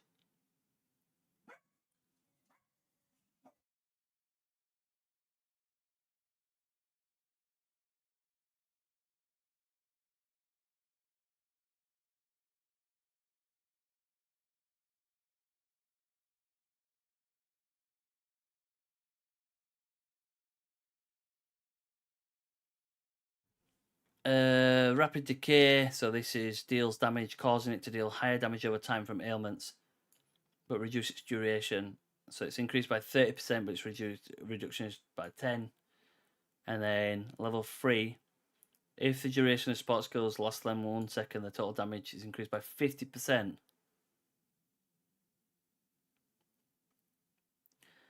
The total duration of spot skills and damage ailments inflicted by them is reduced by 30%. A curse ends when the enemy dies, so you could go Chaula for chaos explosions. Yeah, that's it. That's what I was thinking.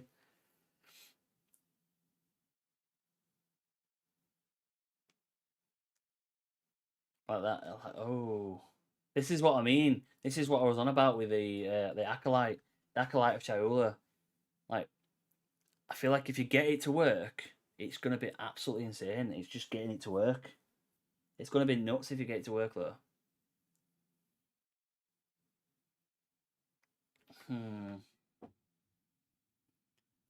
Maneuver. So it can be caused while moving, allowing you to move faster while using them. Movement speed penalty is reduced by 25%. So it's basically Chaos Herald of Ice. Yeah. Oh, that's that. Area effect trigger chaos support.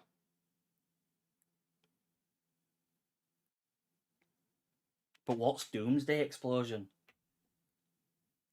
What is that? Do you know what I mean? We're gonna have it in here. No. Nothing. What is Doomsday Explosion?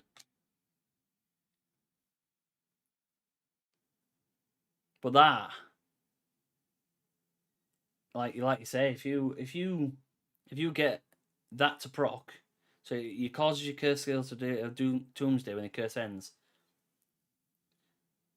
What that could literally, let's say hypothetically, it's like a Doomsday Explosion is a big explosion, like massive area effect, as it says there, area effect. So if you was to apply a curse, let's say they're using the Hand of Chayula, which applies the curse, then as soon as the enemy is dead or the curse ends, which you can reduce your curse, like to basically drop it, so like you can have it a 40% reduction in how long it lasts. You create a trigger which is going to cause a huge area of effect explosion. See what I mean? Look, the Acolyte of Cholula is in League One. It was played by 1% of people. In League Two, it's played by about 7%. And in this one, it's going to be played. I bet you, at least 60% of people is going to be playing Acolyte. 100%. Like genuinely, I feel like 60% of people is going to be playing Acolyte Cholula.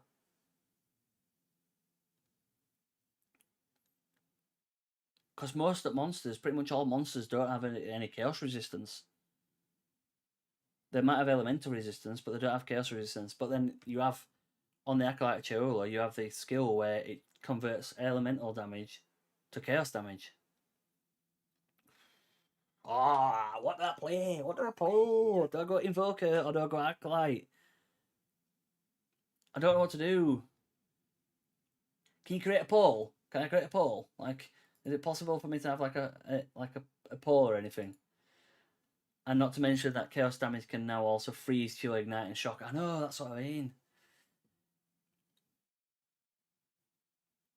And you can get it to apply curses, and then you can get it to trigger Doomsday Explosion. Oh, it's gonna be. It's got to be Acolyte on it. I've got to play Acolyte Cholula. I've got to do it. I've got to come out with some crazy build. As Damien said, let's see if I can make a one punch build. Oh my god, you could do.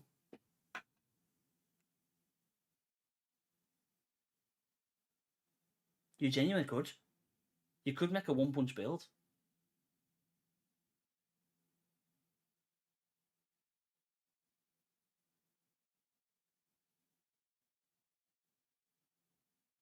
You could actually. So, hypothetically, okay, let's just go on to here. Watch. Hand of Tiola. So, Hand of Tiola gives you 5 239 or 9 258 added curse damage. It can't be evaded and it gives you a critical hit chance. And the supported curses have a 31 to 40% reduced magnitude and an area effect of socketed max. Okay? And then it has the increased magnitudes and increased area of effect. So, as it says here, Hand of Chayula can be used to apply curses and marks onto a target. Socket any curses or marks you want on the skill screen to apply them all at once. So, if you apply a curse into Hand of Chayula, so let's say, like, I don't know, Voltaic Mark or something like that, once that curse ends, it will trigger Doomsday Explosion. You could probably stack Decaying Hex.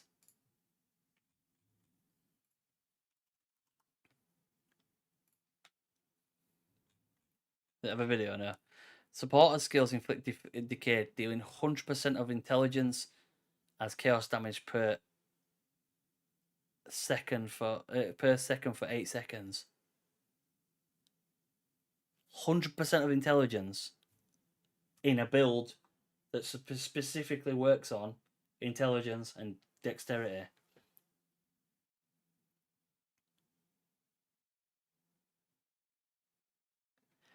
You put Enfeeble. Enfeeble can go in Hand of Chayula, which then it'll remove the decay, won't it? What else is there? Is Despair in it? Is Despair in PoE2? It is, isn't it?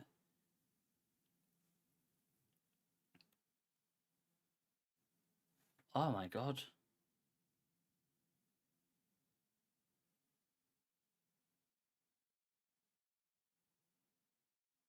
You genuinely could. You could make a one punch build. Let me just go like, nope, that's not that. Let me just go nerdy a minute. Right, notepad. Can you see this notepad? No, let me figure it out. How do I get to notepad?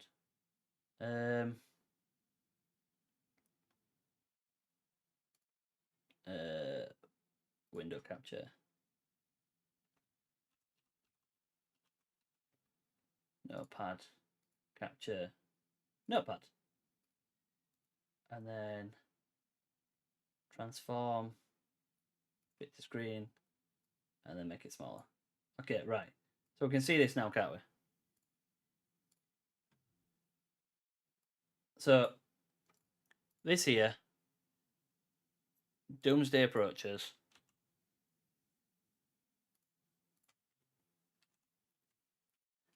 So that would be with the hand of Chola, which then would cause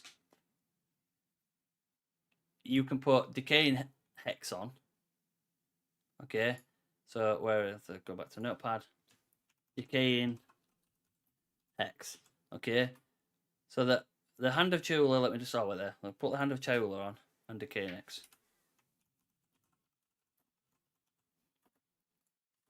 So I'm being really nerdy here now. So this basically triggers a Doomsday explosion when a curse happens. Why is that just like keep popping off? Okay, decaying hex.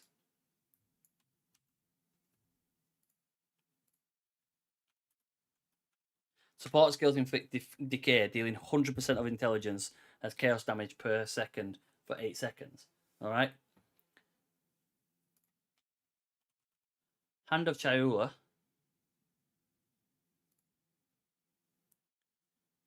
gives you this. Okay. The Hand of Chaula gives you chaos damage and critical hit chance. Then, Despair, if you can socket it to it, reduces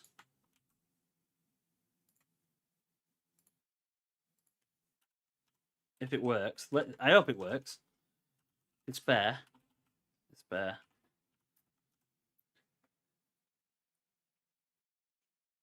Be right back. Yeah, no worries. So what that means is the hand would give you, let's say, 258 chaos damage.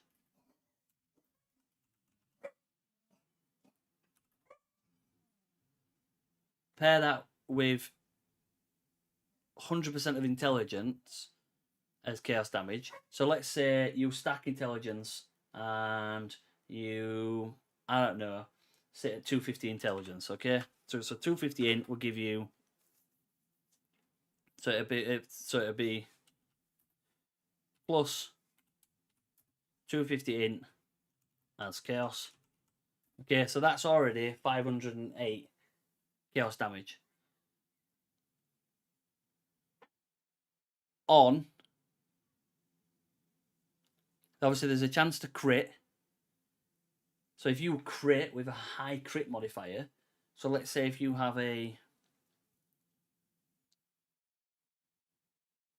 high crit chance, so let's go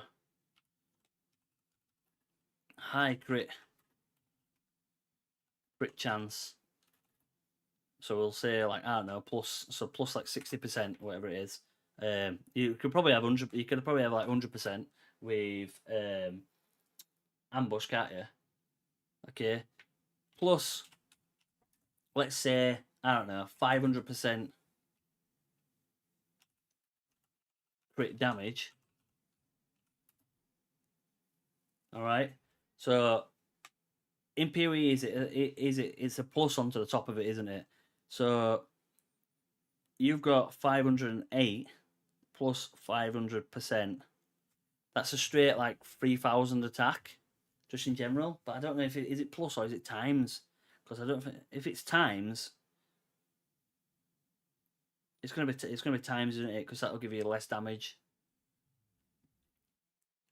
So let's say you've got, I don't know, over 2k chaos damage. And then you've got, at maximum, let's go for minus 20. Minus 20% chaos resistances. So they're going to take 20%. Oh, I can't spell resistances. Yeah. They're going to take 20% increased chaos damage.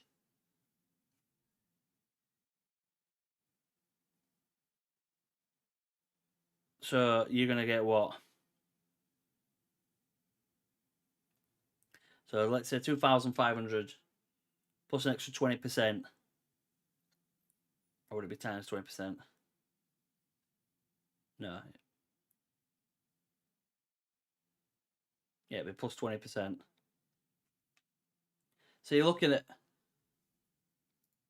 if I'm correct, I could be totally wrong of this, but you're looking at around about plus 3k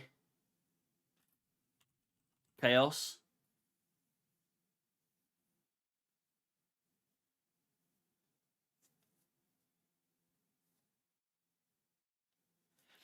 But then this 258 is chaos over 8 seconds. So if you times that by 8 equals, what is 250 times 8 is what? So times 4 is 1,000. So 2,000. So we'll go for 2k. So does that mean that if you hit Hand of Chayula, just in general, before the explosion happens, you could be doing around about 5,000 chaos damage?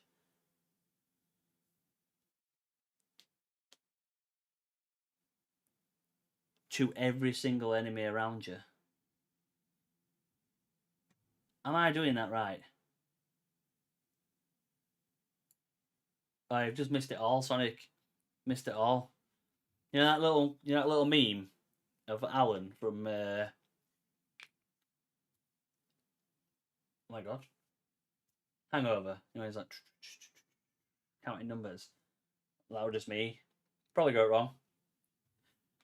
So what I've come up with is the Hand of Chayula gives you 539 or 9 to 258 added chaos damage. It can't be evaded. Go to Chayula Sentencer. Yeah, okay.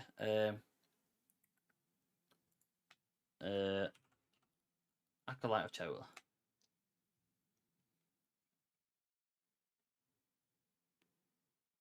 Is this a new one? Is this a new one? Let me just go to... Has it changed? Yeah, it has. Let me just add this into my notes.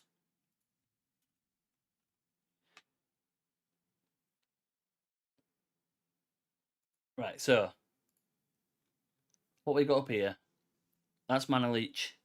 Mana Leech recovers based on other damage types. Is this, let me put this to the side.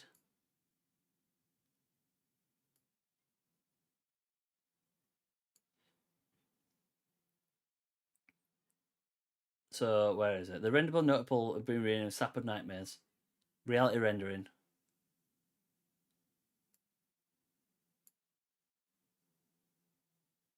Alright, put it that side there. You can tell I'm not new to this. I'm new to this. Right, where's reality rendering? Reality rendering has been named Sap of Nightmares and no longer grants chance to gain a percentage of damage with hits as extra chaos damage. Instead, it now grants Leech recovers based on chaos damage as well as physical damage. Okay. The Lucid Dreaming, no longer a notable passive, no longer provides any benefits itself. Instead, now being a multiple choice notable. The following choices: choice of life, choice of mana, or choice of power. Okay, so is that there? Yeah. So that now gives you choice of power. So that's Flames of Chayula. Into the Breach, which is here. I'm pretty sure, is it there? Where is it?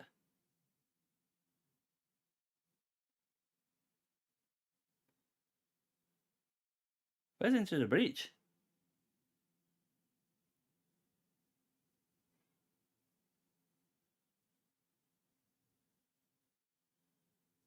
Okay.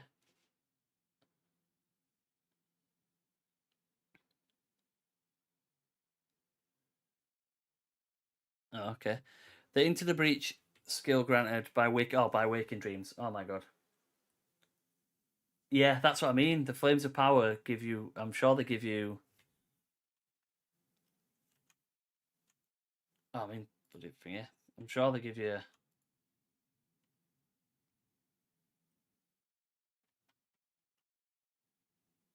I'm sure they give you chaos damage. Where is it? Is that where you want it? Lucid Dreaming.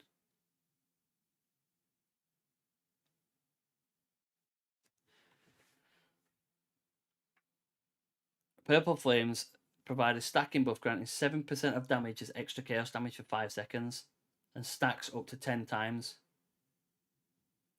Will you be using the handle lease strategy at League Star? The handle lease? What is the handle lease strategy?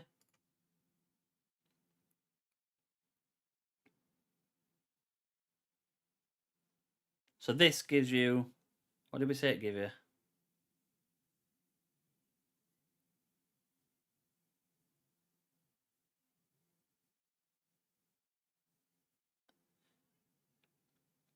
%7 is chaos. That's 7% as chaos over 10 seconds. Okay, can you highlight that? We'll put it in italics.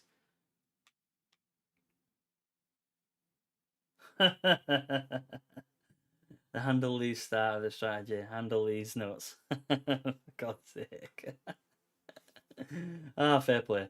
So 70% more chaos damage on top of Hand of Chaula, yeah.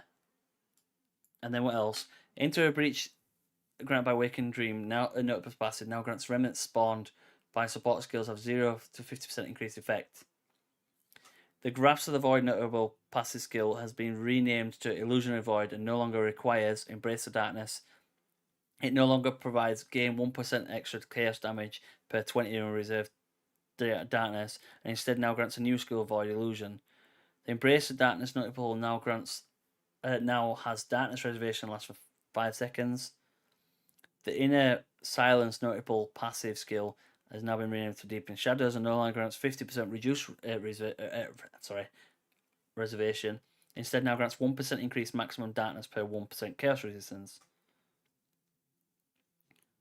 Mana leech based off that, yeah, and the consumer, and it's based off of you'll take no damage volatility, and the volatility inflicted element, and then the consuming questions notable renamed to unraveling and no longer grants you recharge energy shield or mana leech effects, also recovery energy shield, but it grants chaos damage from hits, also contributes to ignite chance and magnitude, freeze build up or shock. So you're gonna get ideally, like you said, plus 70% on there.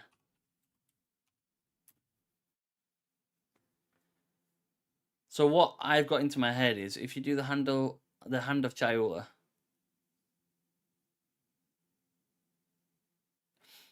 and you've got a flat rate of 258 chaos damage, let's say, and then you have 258 int, so that's as chaos damage, so that's 508. Okay, so it's 258 flat, so it'd be 258 flat plus 258 times over 8 seconds, so that's 2000 over 8 seconds, plus a high crit chance. Okay, so like you could obviously you can increase this by whatever. So we'll put high crit chance, and crit damage plus the minus 20% chaos resistances.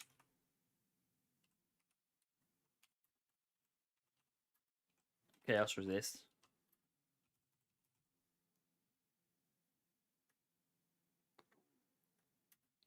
plus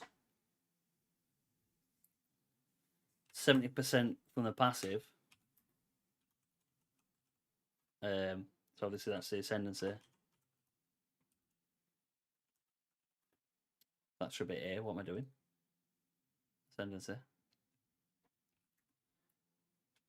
Plus shock, yeah.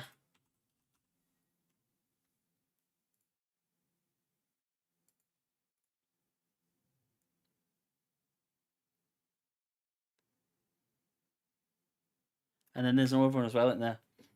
Yeah. Unraveling now it's instead now grants chaos damage from hits, also contributes to ignite chance, magnitude, and freeze build-up. And then volatility, which you need to go into here. Where is volatility? Is somewhere, isn't it? Where is it? Volatility. Where's volatility?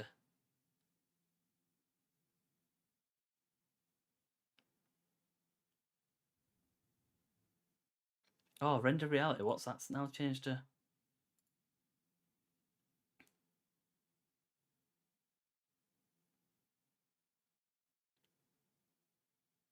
Percentage as hits. Instead now grants leech, recovers base on chaos damage as well as physical damage. Okay. What else? Unreserved darkness. So that's now changed as well. The Grasp of Void is now been renamed Illusionary Void and no longer requires Embrace of Darkness. It no longer provides gain 1% extra chaos damage. It instead grants new skill Void Illusion, which we don't know what the skill of that Void Illusion is. Unless I search for it. Let's see if I can find it. Where's find? It's Control and F in it. Void Illusion. Oh, it's only one. Yeah, it's not there. So there's a new skill, Void Illusion. And then we need to look at volatility. Oh, that volatiles.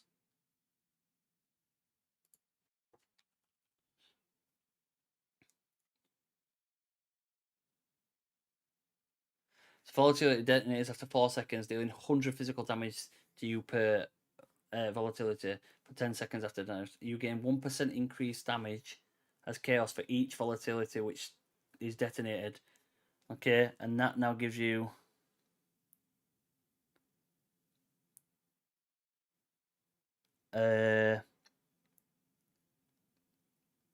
one volatility on inflicting an elemental ailment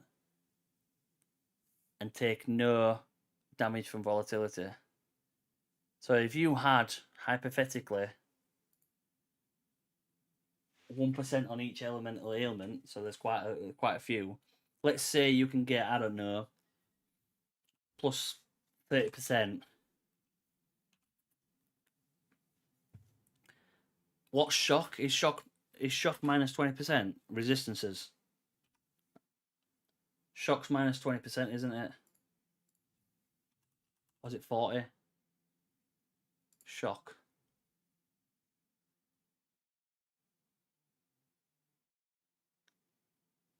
Yeah, 20% increased damage for 4 seconds, yeah. So it's so it's an extra basically 20%. So you've got 258 flat damage plus 2000 over 8 seconds. And obviously that's not even scaled. So that could be scaled straight away.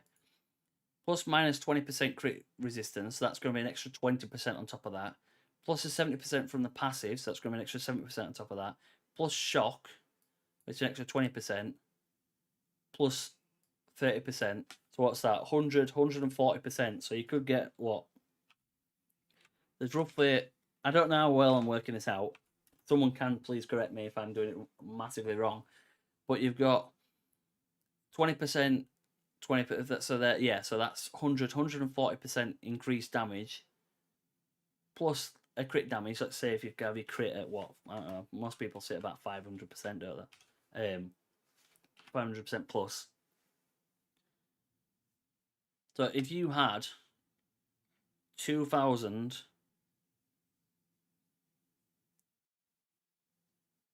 Oh no, so it's not over 8 seconds. Sorry, it's 2,000 because it's 250 over 8 seconds, isn't it? 250. 250 times 8. Okay, which equals 2,000. So let's say you had 2,000 plus 140%. Plus you had a 500% crit. And then it's over that times 10 seconds.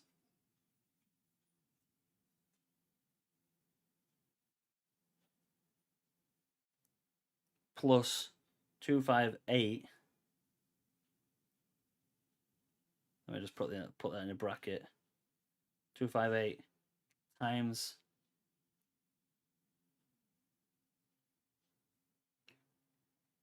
I don't know if that's right, but roughly that could say that Hand of Chayula could do around about 350k per hit.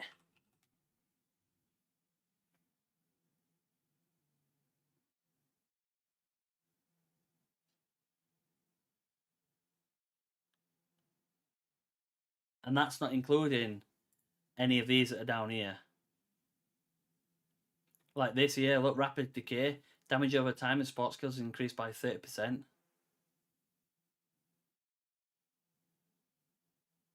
Yo, Kyle, how you doing, man?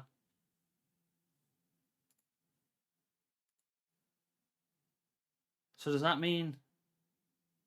But I had 30 people watching. Is that including the dot? So the dot, that is including the dot, yeah. So the dot alone does like... What did I work it out at? So the dot alone does around about 28,000, and then it's obviously when you have the skill over 10 seconds. So the dot alone does 288,000, and then Hand of Chayula does like an extra like... Oh wait there, no, I haven't actually added it up right because that's that, and then you plus 500%. That can't be right.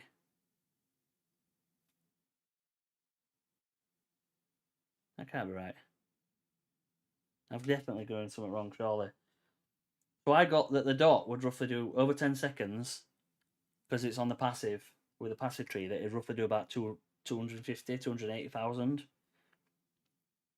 Then the Hand of Chayula will do like an extra 40,000 of just base damage, and if you crit at 500%,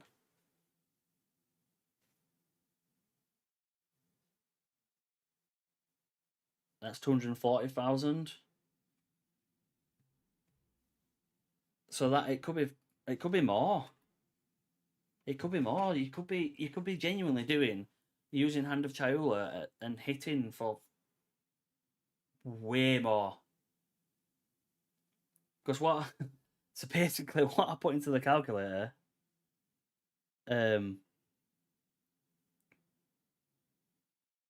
was like a flat number of 324,000 roughly, a bit higher. And then if you crit, it put it at 1 point. It put it at 1 point. Look, 1 million.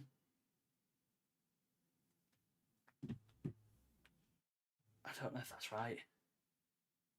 Whoever it is, if someone is watching this video, please double check this for me. Double check this for me, because if Hand of Chayula can crit with one hit for 1.9 mil without stacking anything else, like, that's just genuinely a bit of curse and a bit of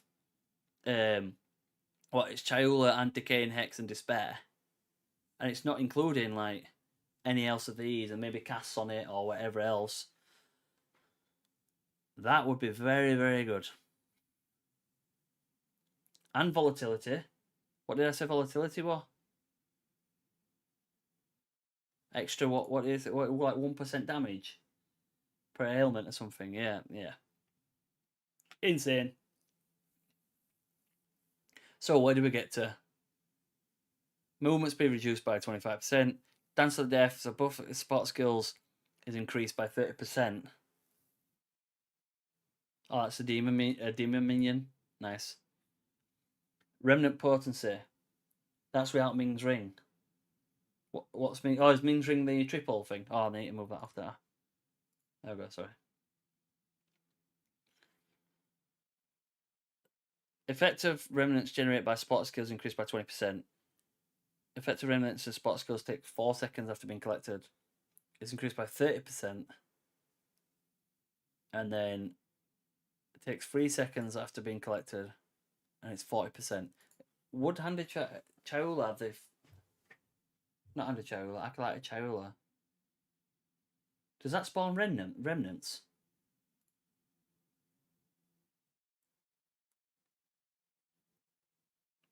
Would the flames class as remnants?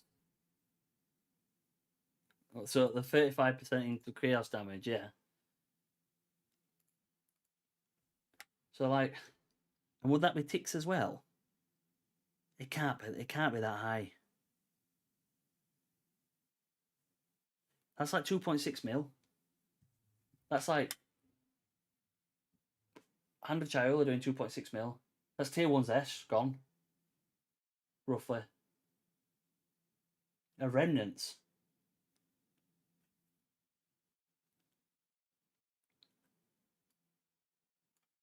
That's 40%.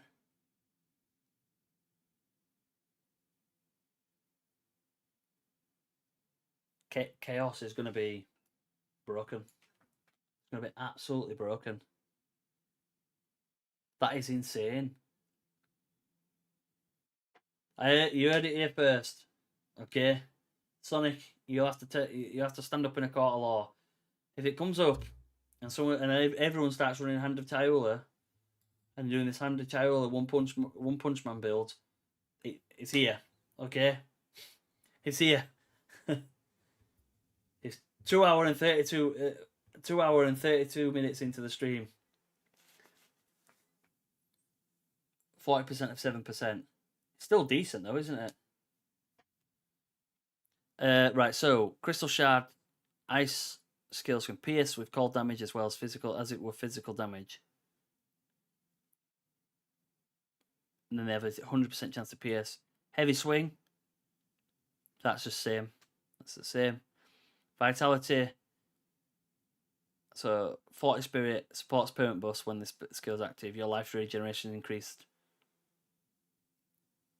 So it's like 2%. Living Lightning.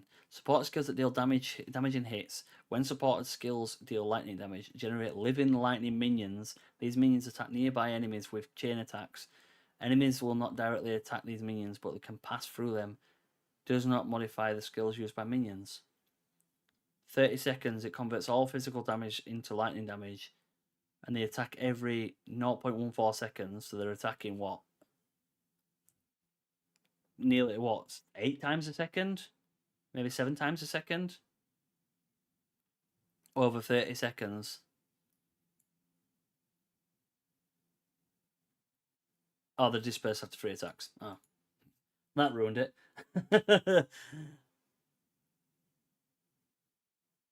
For every dexterity you have, minion attack speed is increased by 1%. And then minion damage is increased by 1%. Damn. Streamlined ammo, sports bow skills.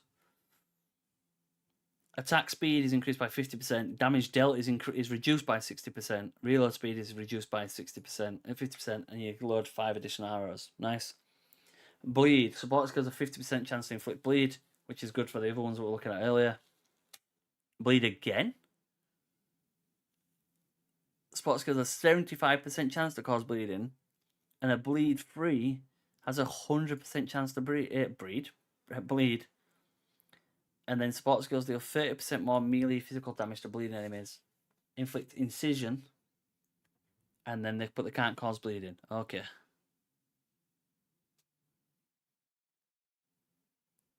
But I mean, there's nothing to stop you running bleed 3 in one thing and bleed 4 in the other, is there? Confluence. The benefits of summoning multiple minions. The more types of resummable summon creatures you have, the higher the damage dealt. Purge, 40% skills. Support skills give 40% increased critical strike chance and have a 8-second cooldown. Ain't that like that's a fixed cooldown? You could probably remove that cooldown. Deep freeze.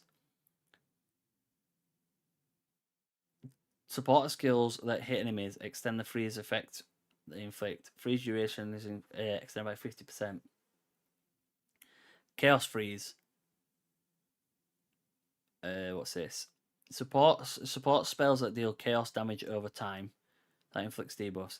When enemies are taking debuff damage over time from a support skill, all hit base chaos damage from their source applies freeze accumulation. Cannot support skills used by summoning creatures. Hit base chaos damage taken by targets affect the support skills damage over time.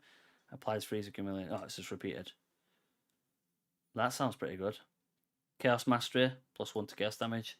Chaos Infusion, 25% extra damage as chaos damage. So again, you put that in hand of Chayula. That's an extra 25%. Clarity has been is 10 mana, and then the Clarity 2 is 20 mana. So mana regen is 50%. Mana regen, that's pretty good. Sanguine Veins, spotters, permanent buff skills. When the spotter skill is active, the duration of freeze is shortened. 50%. Sliding Stone. After killing a sufficient number of enemies with a range of objects, these will shatter, releasing small rock creatures that scurry around. So 5 of them. Momentum. Finishing blows or attack speed. Supports the final strike of a combo attacks that perform a finishing blow, allowing you to use 2 finishing blows consecutively. Non-finishing blow attacks gain 15% increased total attack speed. And you grant Ancestral Blessing as well. Nice. Flame is for fire. Flame Exposure is obviously exposure of flame. Flame Penetration is penetrates 30% of resistance. We know that. Blaze Army. Burning effect on summon creatures deals fire damage over time equals 20% of their maximum life. So if you increase your creature's maximum life, you do quite a bit of damage. And then it's 30%. Searing Annihilation. Supports any skill that hits enemies, causing ignited enemies to explode with a chance when defeated. Nice. Total hit damage dealt by the supporter skill is reduced by 25%, but the ignite intensity is increased by 75%. Won't that pair well with the warrior? Obviously, when it gets to ignite and explosion. Impermanence. The support skill generates impermanence on critical hit. Generates 1 stack of impermanence. What is that? It's chaos though, look. What is that?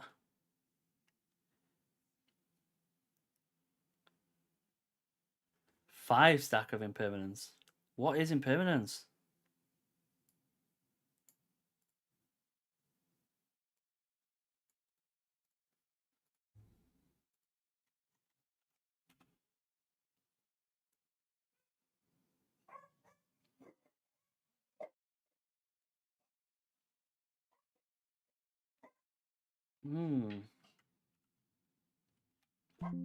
Nothing. I don't know what that is. But it's chaos, so boundless energy. Energy gained by support skills increased by 35%. Burning Rage Warcry. 10 Rage Fire deal 30%, and it consumes 6, which is good to deal 30%. That's good as well. Burning Ruin. There's a lot of fire, isn't there? Physical Mastery. Supports physical skills, increasing the level by 1. Oh, that's good. That's good. Support any skill that hits enemies, causing critical strikes to do more damage, but reducing critical strike chance. Critical strike damage bonus is increased by 100%, but critical strike chance is reduced by 20%. Isn't that I forgot what they're called. On here, crit.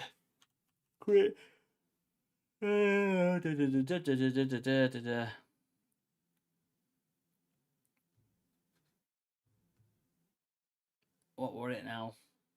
Pinpoint critical. Yeah, they've changed pinpoint critical. Well, no, it's opposite critical, pinpoint critical, isn't it? It's inevitable critical. It's inevitable critical, isn't it? Oh, super critical, that's it, yeah. Yeah.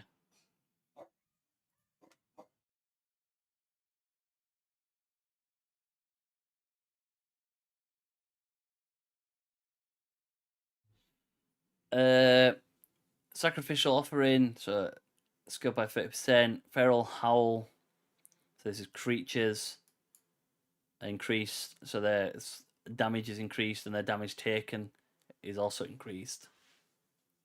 Frenzy, so that's 3 rage fire on melee hit, 5 rage fire on melee hit, and then 5 rage fire melee hit, but you're not maximum rage fire, so your total attack speed or support skills increased by 30%.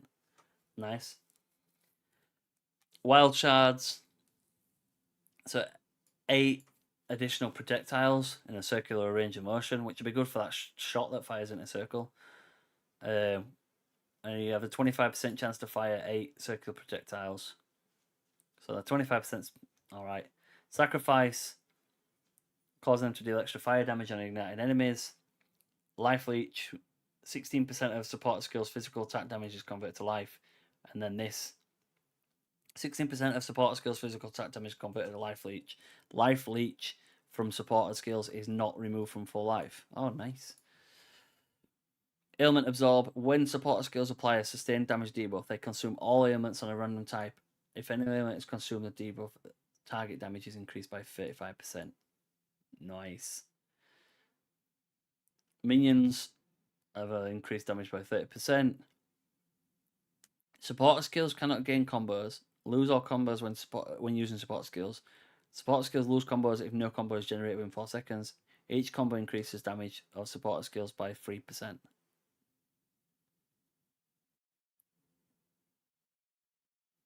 Okay, that's not bad, I guess. Successively hitting enemies gain a combo, which is bad. Fortress 1. So it's reduced. So your damage is reduced, but your walls in circular pattern.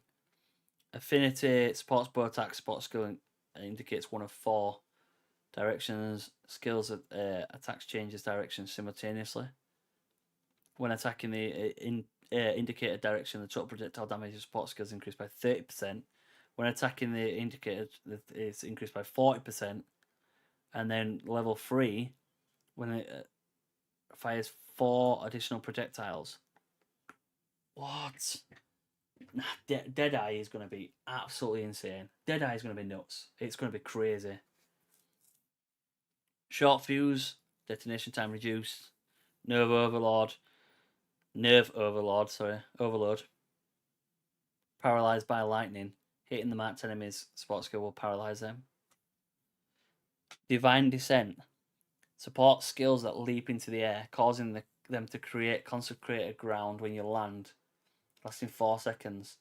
Ah. And spears, yeah. Oh, yeah, and spears. Wait 2 seconds.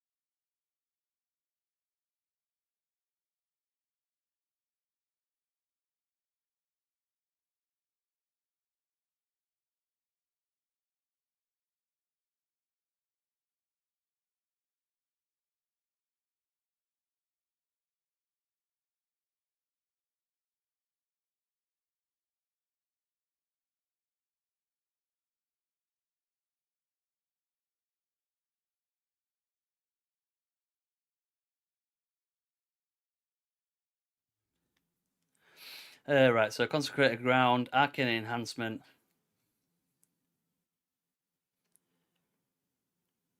So that increases your mana recovery and cast speed. Impale. So cannot extra impale, but it impales enemies on hit. Pierce one enemy, and then this pierces all targets, but for 20% less damage.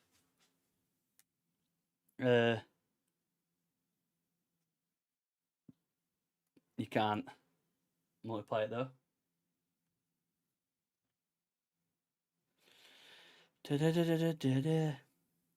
Increased area, so area infected increased by 45%, but deals 10% reduced damage. Concentrated, so that might be concentrated effect, won't it? Deals 30% increased area damage, but the area effect is reduced by 50%. That's concentrated in it. Concentrated effect. Yeah. Precision, well, the support skill's active accuracy rating is increased by 50%. I swear that were only 30 before, wasn't it? Oh. Precision, wasn't that only 30%? Yeah, 30%. Yeah, so you got 50% increased accuracy. That's insane. And you can even get higher. Supporter skills always hit full health enemies, and your accuracy is increased by 50%. Wow. And then precision critical. Oh, there's loads. So your critical hits. Oh, that's thingy that. Inevitable critical. Super. Yeah, it's that. Inevitable critical. Oh, whatever it is. What were it now? Crit. What were it? Pinpoint critical. There we go.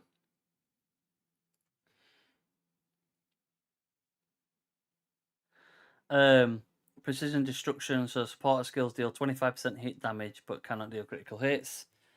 Final match. When supporters minions are defeated, allied minions within 3 meters recover 25% of supported minions' health, and have abnormal statuses removed. Nice.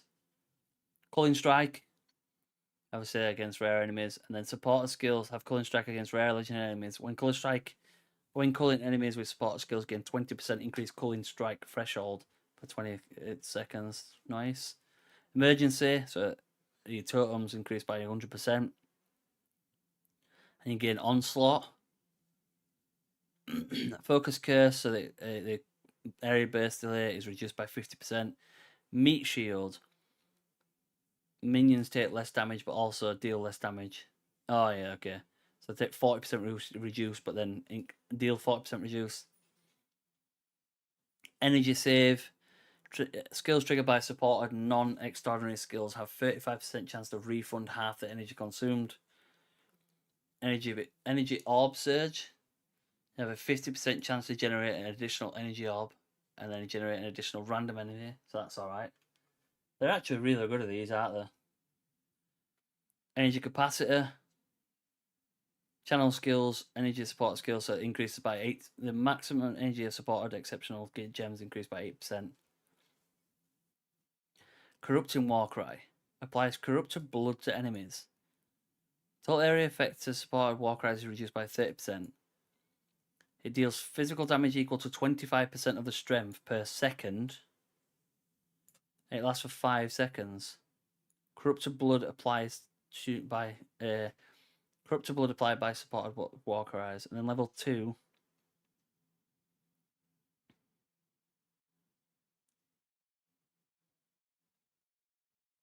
Oh, the area. So the area is same. So the area is larger.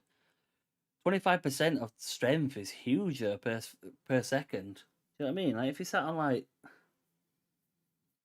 100 strength, I know you won't be, but that's 25 damage over 5 seconds. That's 125 damage. Obviously, it's not going to be that low, but you know you get my gist. Why does my hair look like that?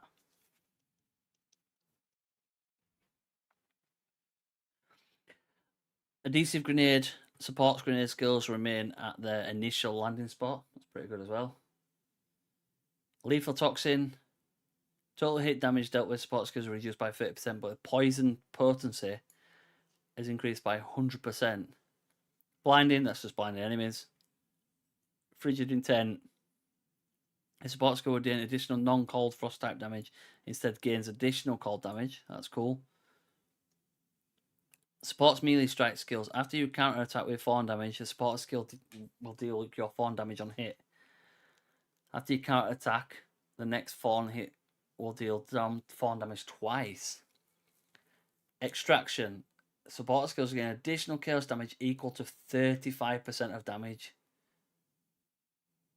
And then sacrifice 10 life when used. Life fast recovery is increased by 50%. Execution, total hit damage supported by skills to low life enemies increased by 40%, 50%. And then when you are at low life, total hit damage by of supported skills increased by 30%, and total hit damage dealt with supported skills to low life enemies is increased by 30%.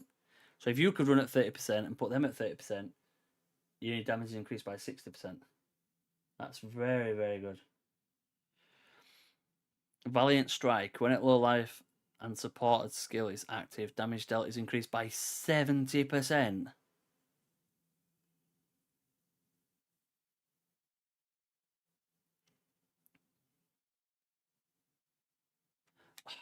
Do you know if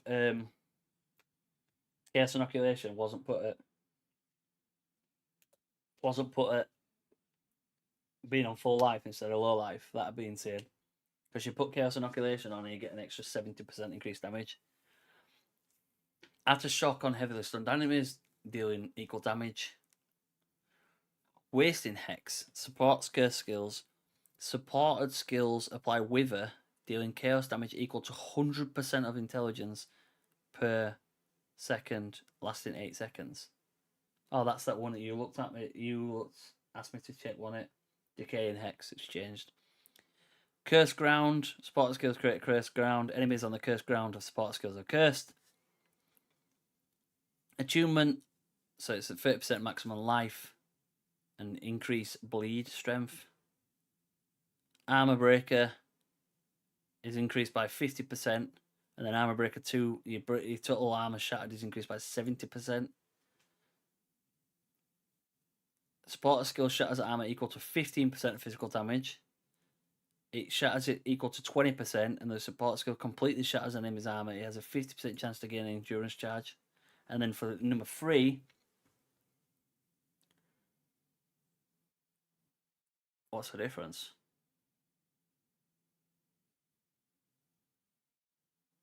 Oh, it gains an endurance charge, not a 50% chance. Crimson Crystal. Support attacks cannot inflict bleed. Support skill consumes bleed. Support skill creates 2 additional Crimson Crystals when consuming vicious blood. A maximum of 20 active Crimson Crystals. And the Crimson Crystal deals a percentage of physical area damage based on the expected damage of a consumed bleed. Cannot inflict bleed, but its radius is 1 meter. It explodes after 1.5 seconds. Randomly generated within 2.5 meters around the consumed bleed effect. It's 8% of expected remaining damage. That's pretty good. Rampant Amplify. Channeling skills, so increased damage by 20%. Melee. Supporter skills deal 20% increased total attack damage to enemies within 1 meter, gradually decreasing with no bonus beyond 3.5 meters. That's reach, isn't it? Well, like the opposite to reach. And then that's 30% increased attack within 1 meter. That's pretty good. And that's, what's it called now? It's close. Is it close quarters or something? Close pursuit is there. If you're dealt a damage with projectile attack in 8 seconds, the melee damage is increased. So what is it? Damage is increased by 40% if you do a projectile. Combo dash that you use. You do not have to do not have usage conditions. After you move a certain distance, but greatly increase the skill speeds. So, spot skill can be used after 10 meters. becomes unusable again. And it's that's what I used on Flickr. Combo finisher. If no combo is generated within 4 seconds, then it loses its combo, but it deals 40% increased damage. Chain. Supports projectile skills on any skill that can chain, allowing them to chain additional times. So it could chain by 200%. Wow. Fortune.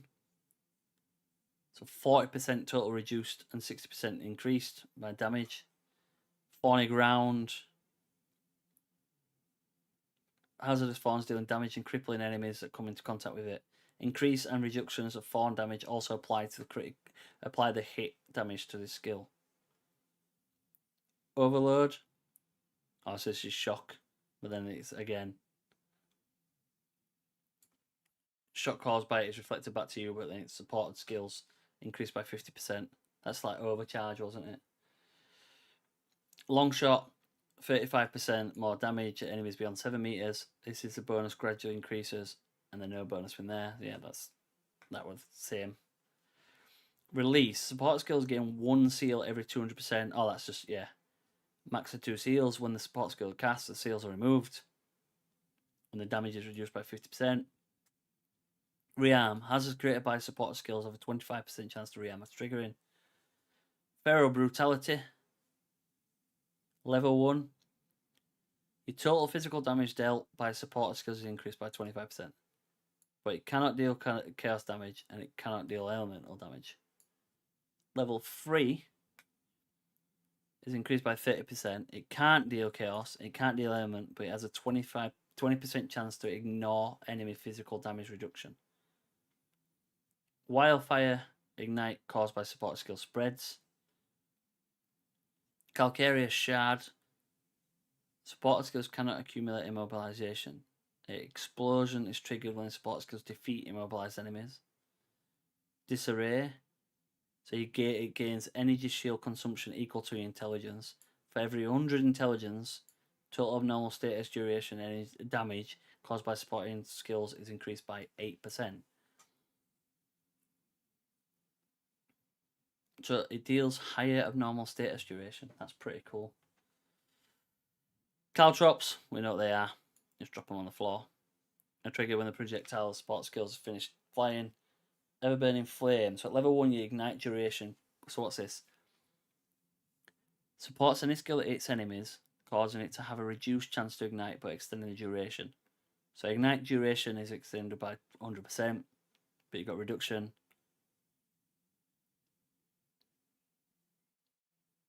And then level 2 it's extended by 100%. And then level 3 the support skills have 50% chance to refresh ignite duration on critical strikes. That increases lightning skills by 1. Lightning exposure. Area of effect is increased and cooldown is increased. Exploit weakness. Support any skill that hits enemies, causing it to deal more damage to enemies with broken armor. But the attack itself cannot shatter armor. So with warrior, you probably need someone to shatter the armor and then use a different attack. You know what I mean? Double barrel. So total reload speed of support skills is reduced by 30%. And then it's reduced by 20% and you fire a bolt. And then support skills are automatically reload when enemies are heavily stunned. It's reduced by 20% and you fire additional bolt as well. Rain shower. Support skills you use that can hit enemies. When you destroy ice crystals, supported skills gain a percentage of ice crystal damage. Every 2,000 max life when the destroyed crystal had. Support skills gain 1% of damage as cold damage for 6 seconds. Tremor Warcry. When supported skills cause enemies in range to have their armor completely shattered, they trigger a physical damage explosion. However, the skill itself cannot shatter armor. Frostbite. This is what we'll get in talking to, like down here. So that's 35%. That's Frostbite. It was called Ice Bite, wasn't it? Well, Ice Bite 35%. It wasn't it? 2 seconds.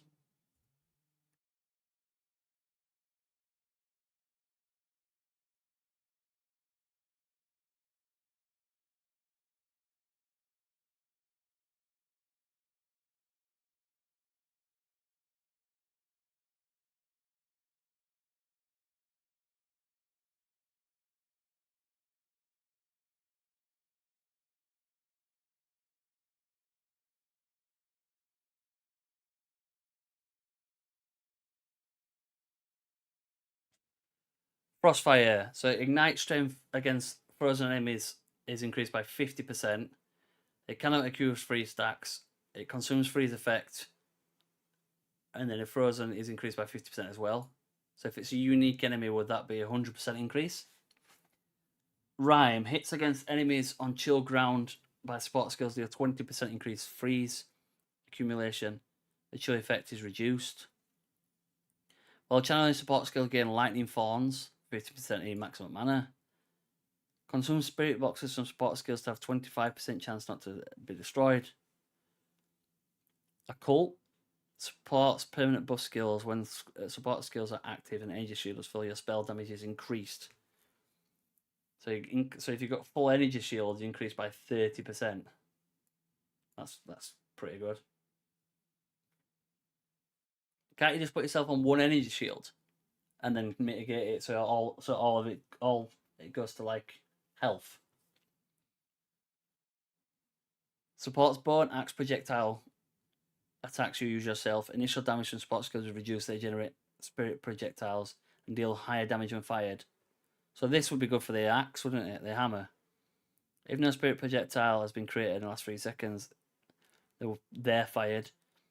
When it's not fired, your damage is reduced by 60%. When they are fired, your damage is increased by 20%.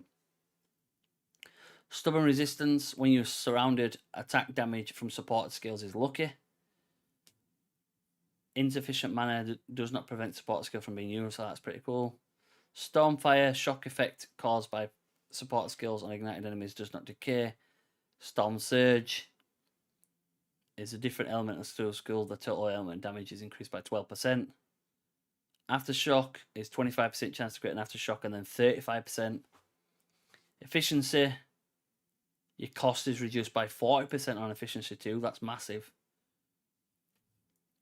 Minion character size. Oh, that's blighted minions. So it increases the minions, increases the size of them as well. When support skills finish off an enemy, recover 12% of maximum mana. Mana Leech, 8% of physical damage from supporter skills is converted to Mana Leech. That's huge. If you've got a stupidly high amount of physical damage.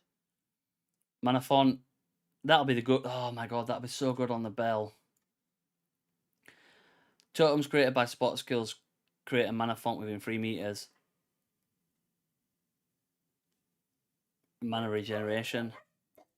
Magic Flare. Supporter skill supports any spell that hits enemies, causing it to trigger Magic Flare on critical strike. Magic Flare consumes your mana and deals fire damage.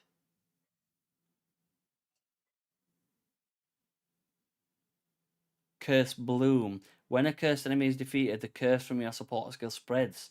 So does that mean that you could add that onto that? Doomsday Explosion. Ignite. So that's 150% ignite chance, and then that's 50% faster, 200%, and then finally Volley. Supports your own projectile attack skills, and then it supports skills fire in random directions, fired 2 additional projectiles, and then you can have a maximum of 3 seals. Nice. So overall, good things, very very good things. Genuinely feel like the Acolyte of Chayula is probably going to be the go-to. It seems like it's, yeah, could possibly get a Hand of Chayula build.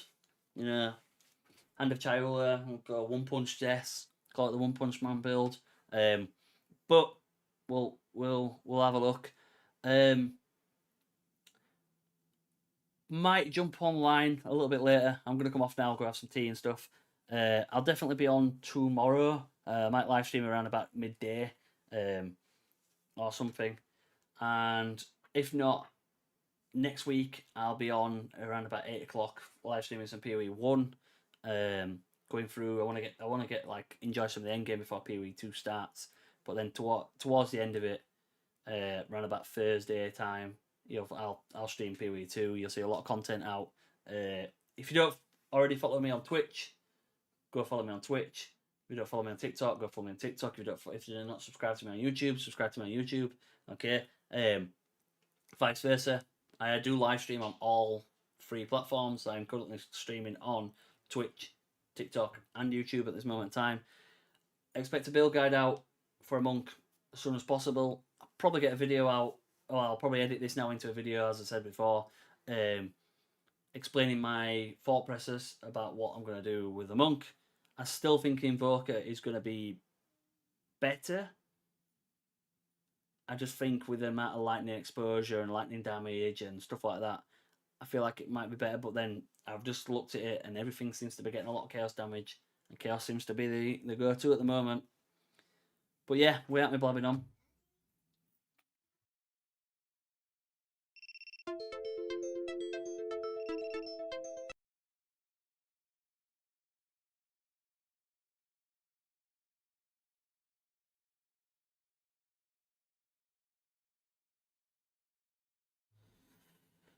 So, like I said, without me blabbering on,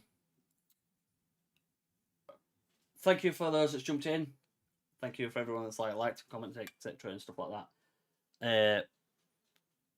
Stay safe. Peace.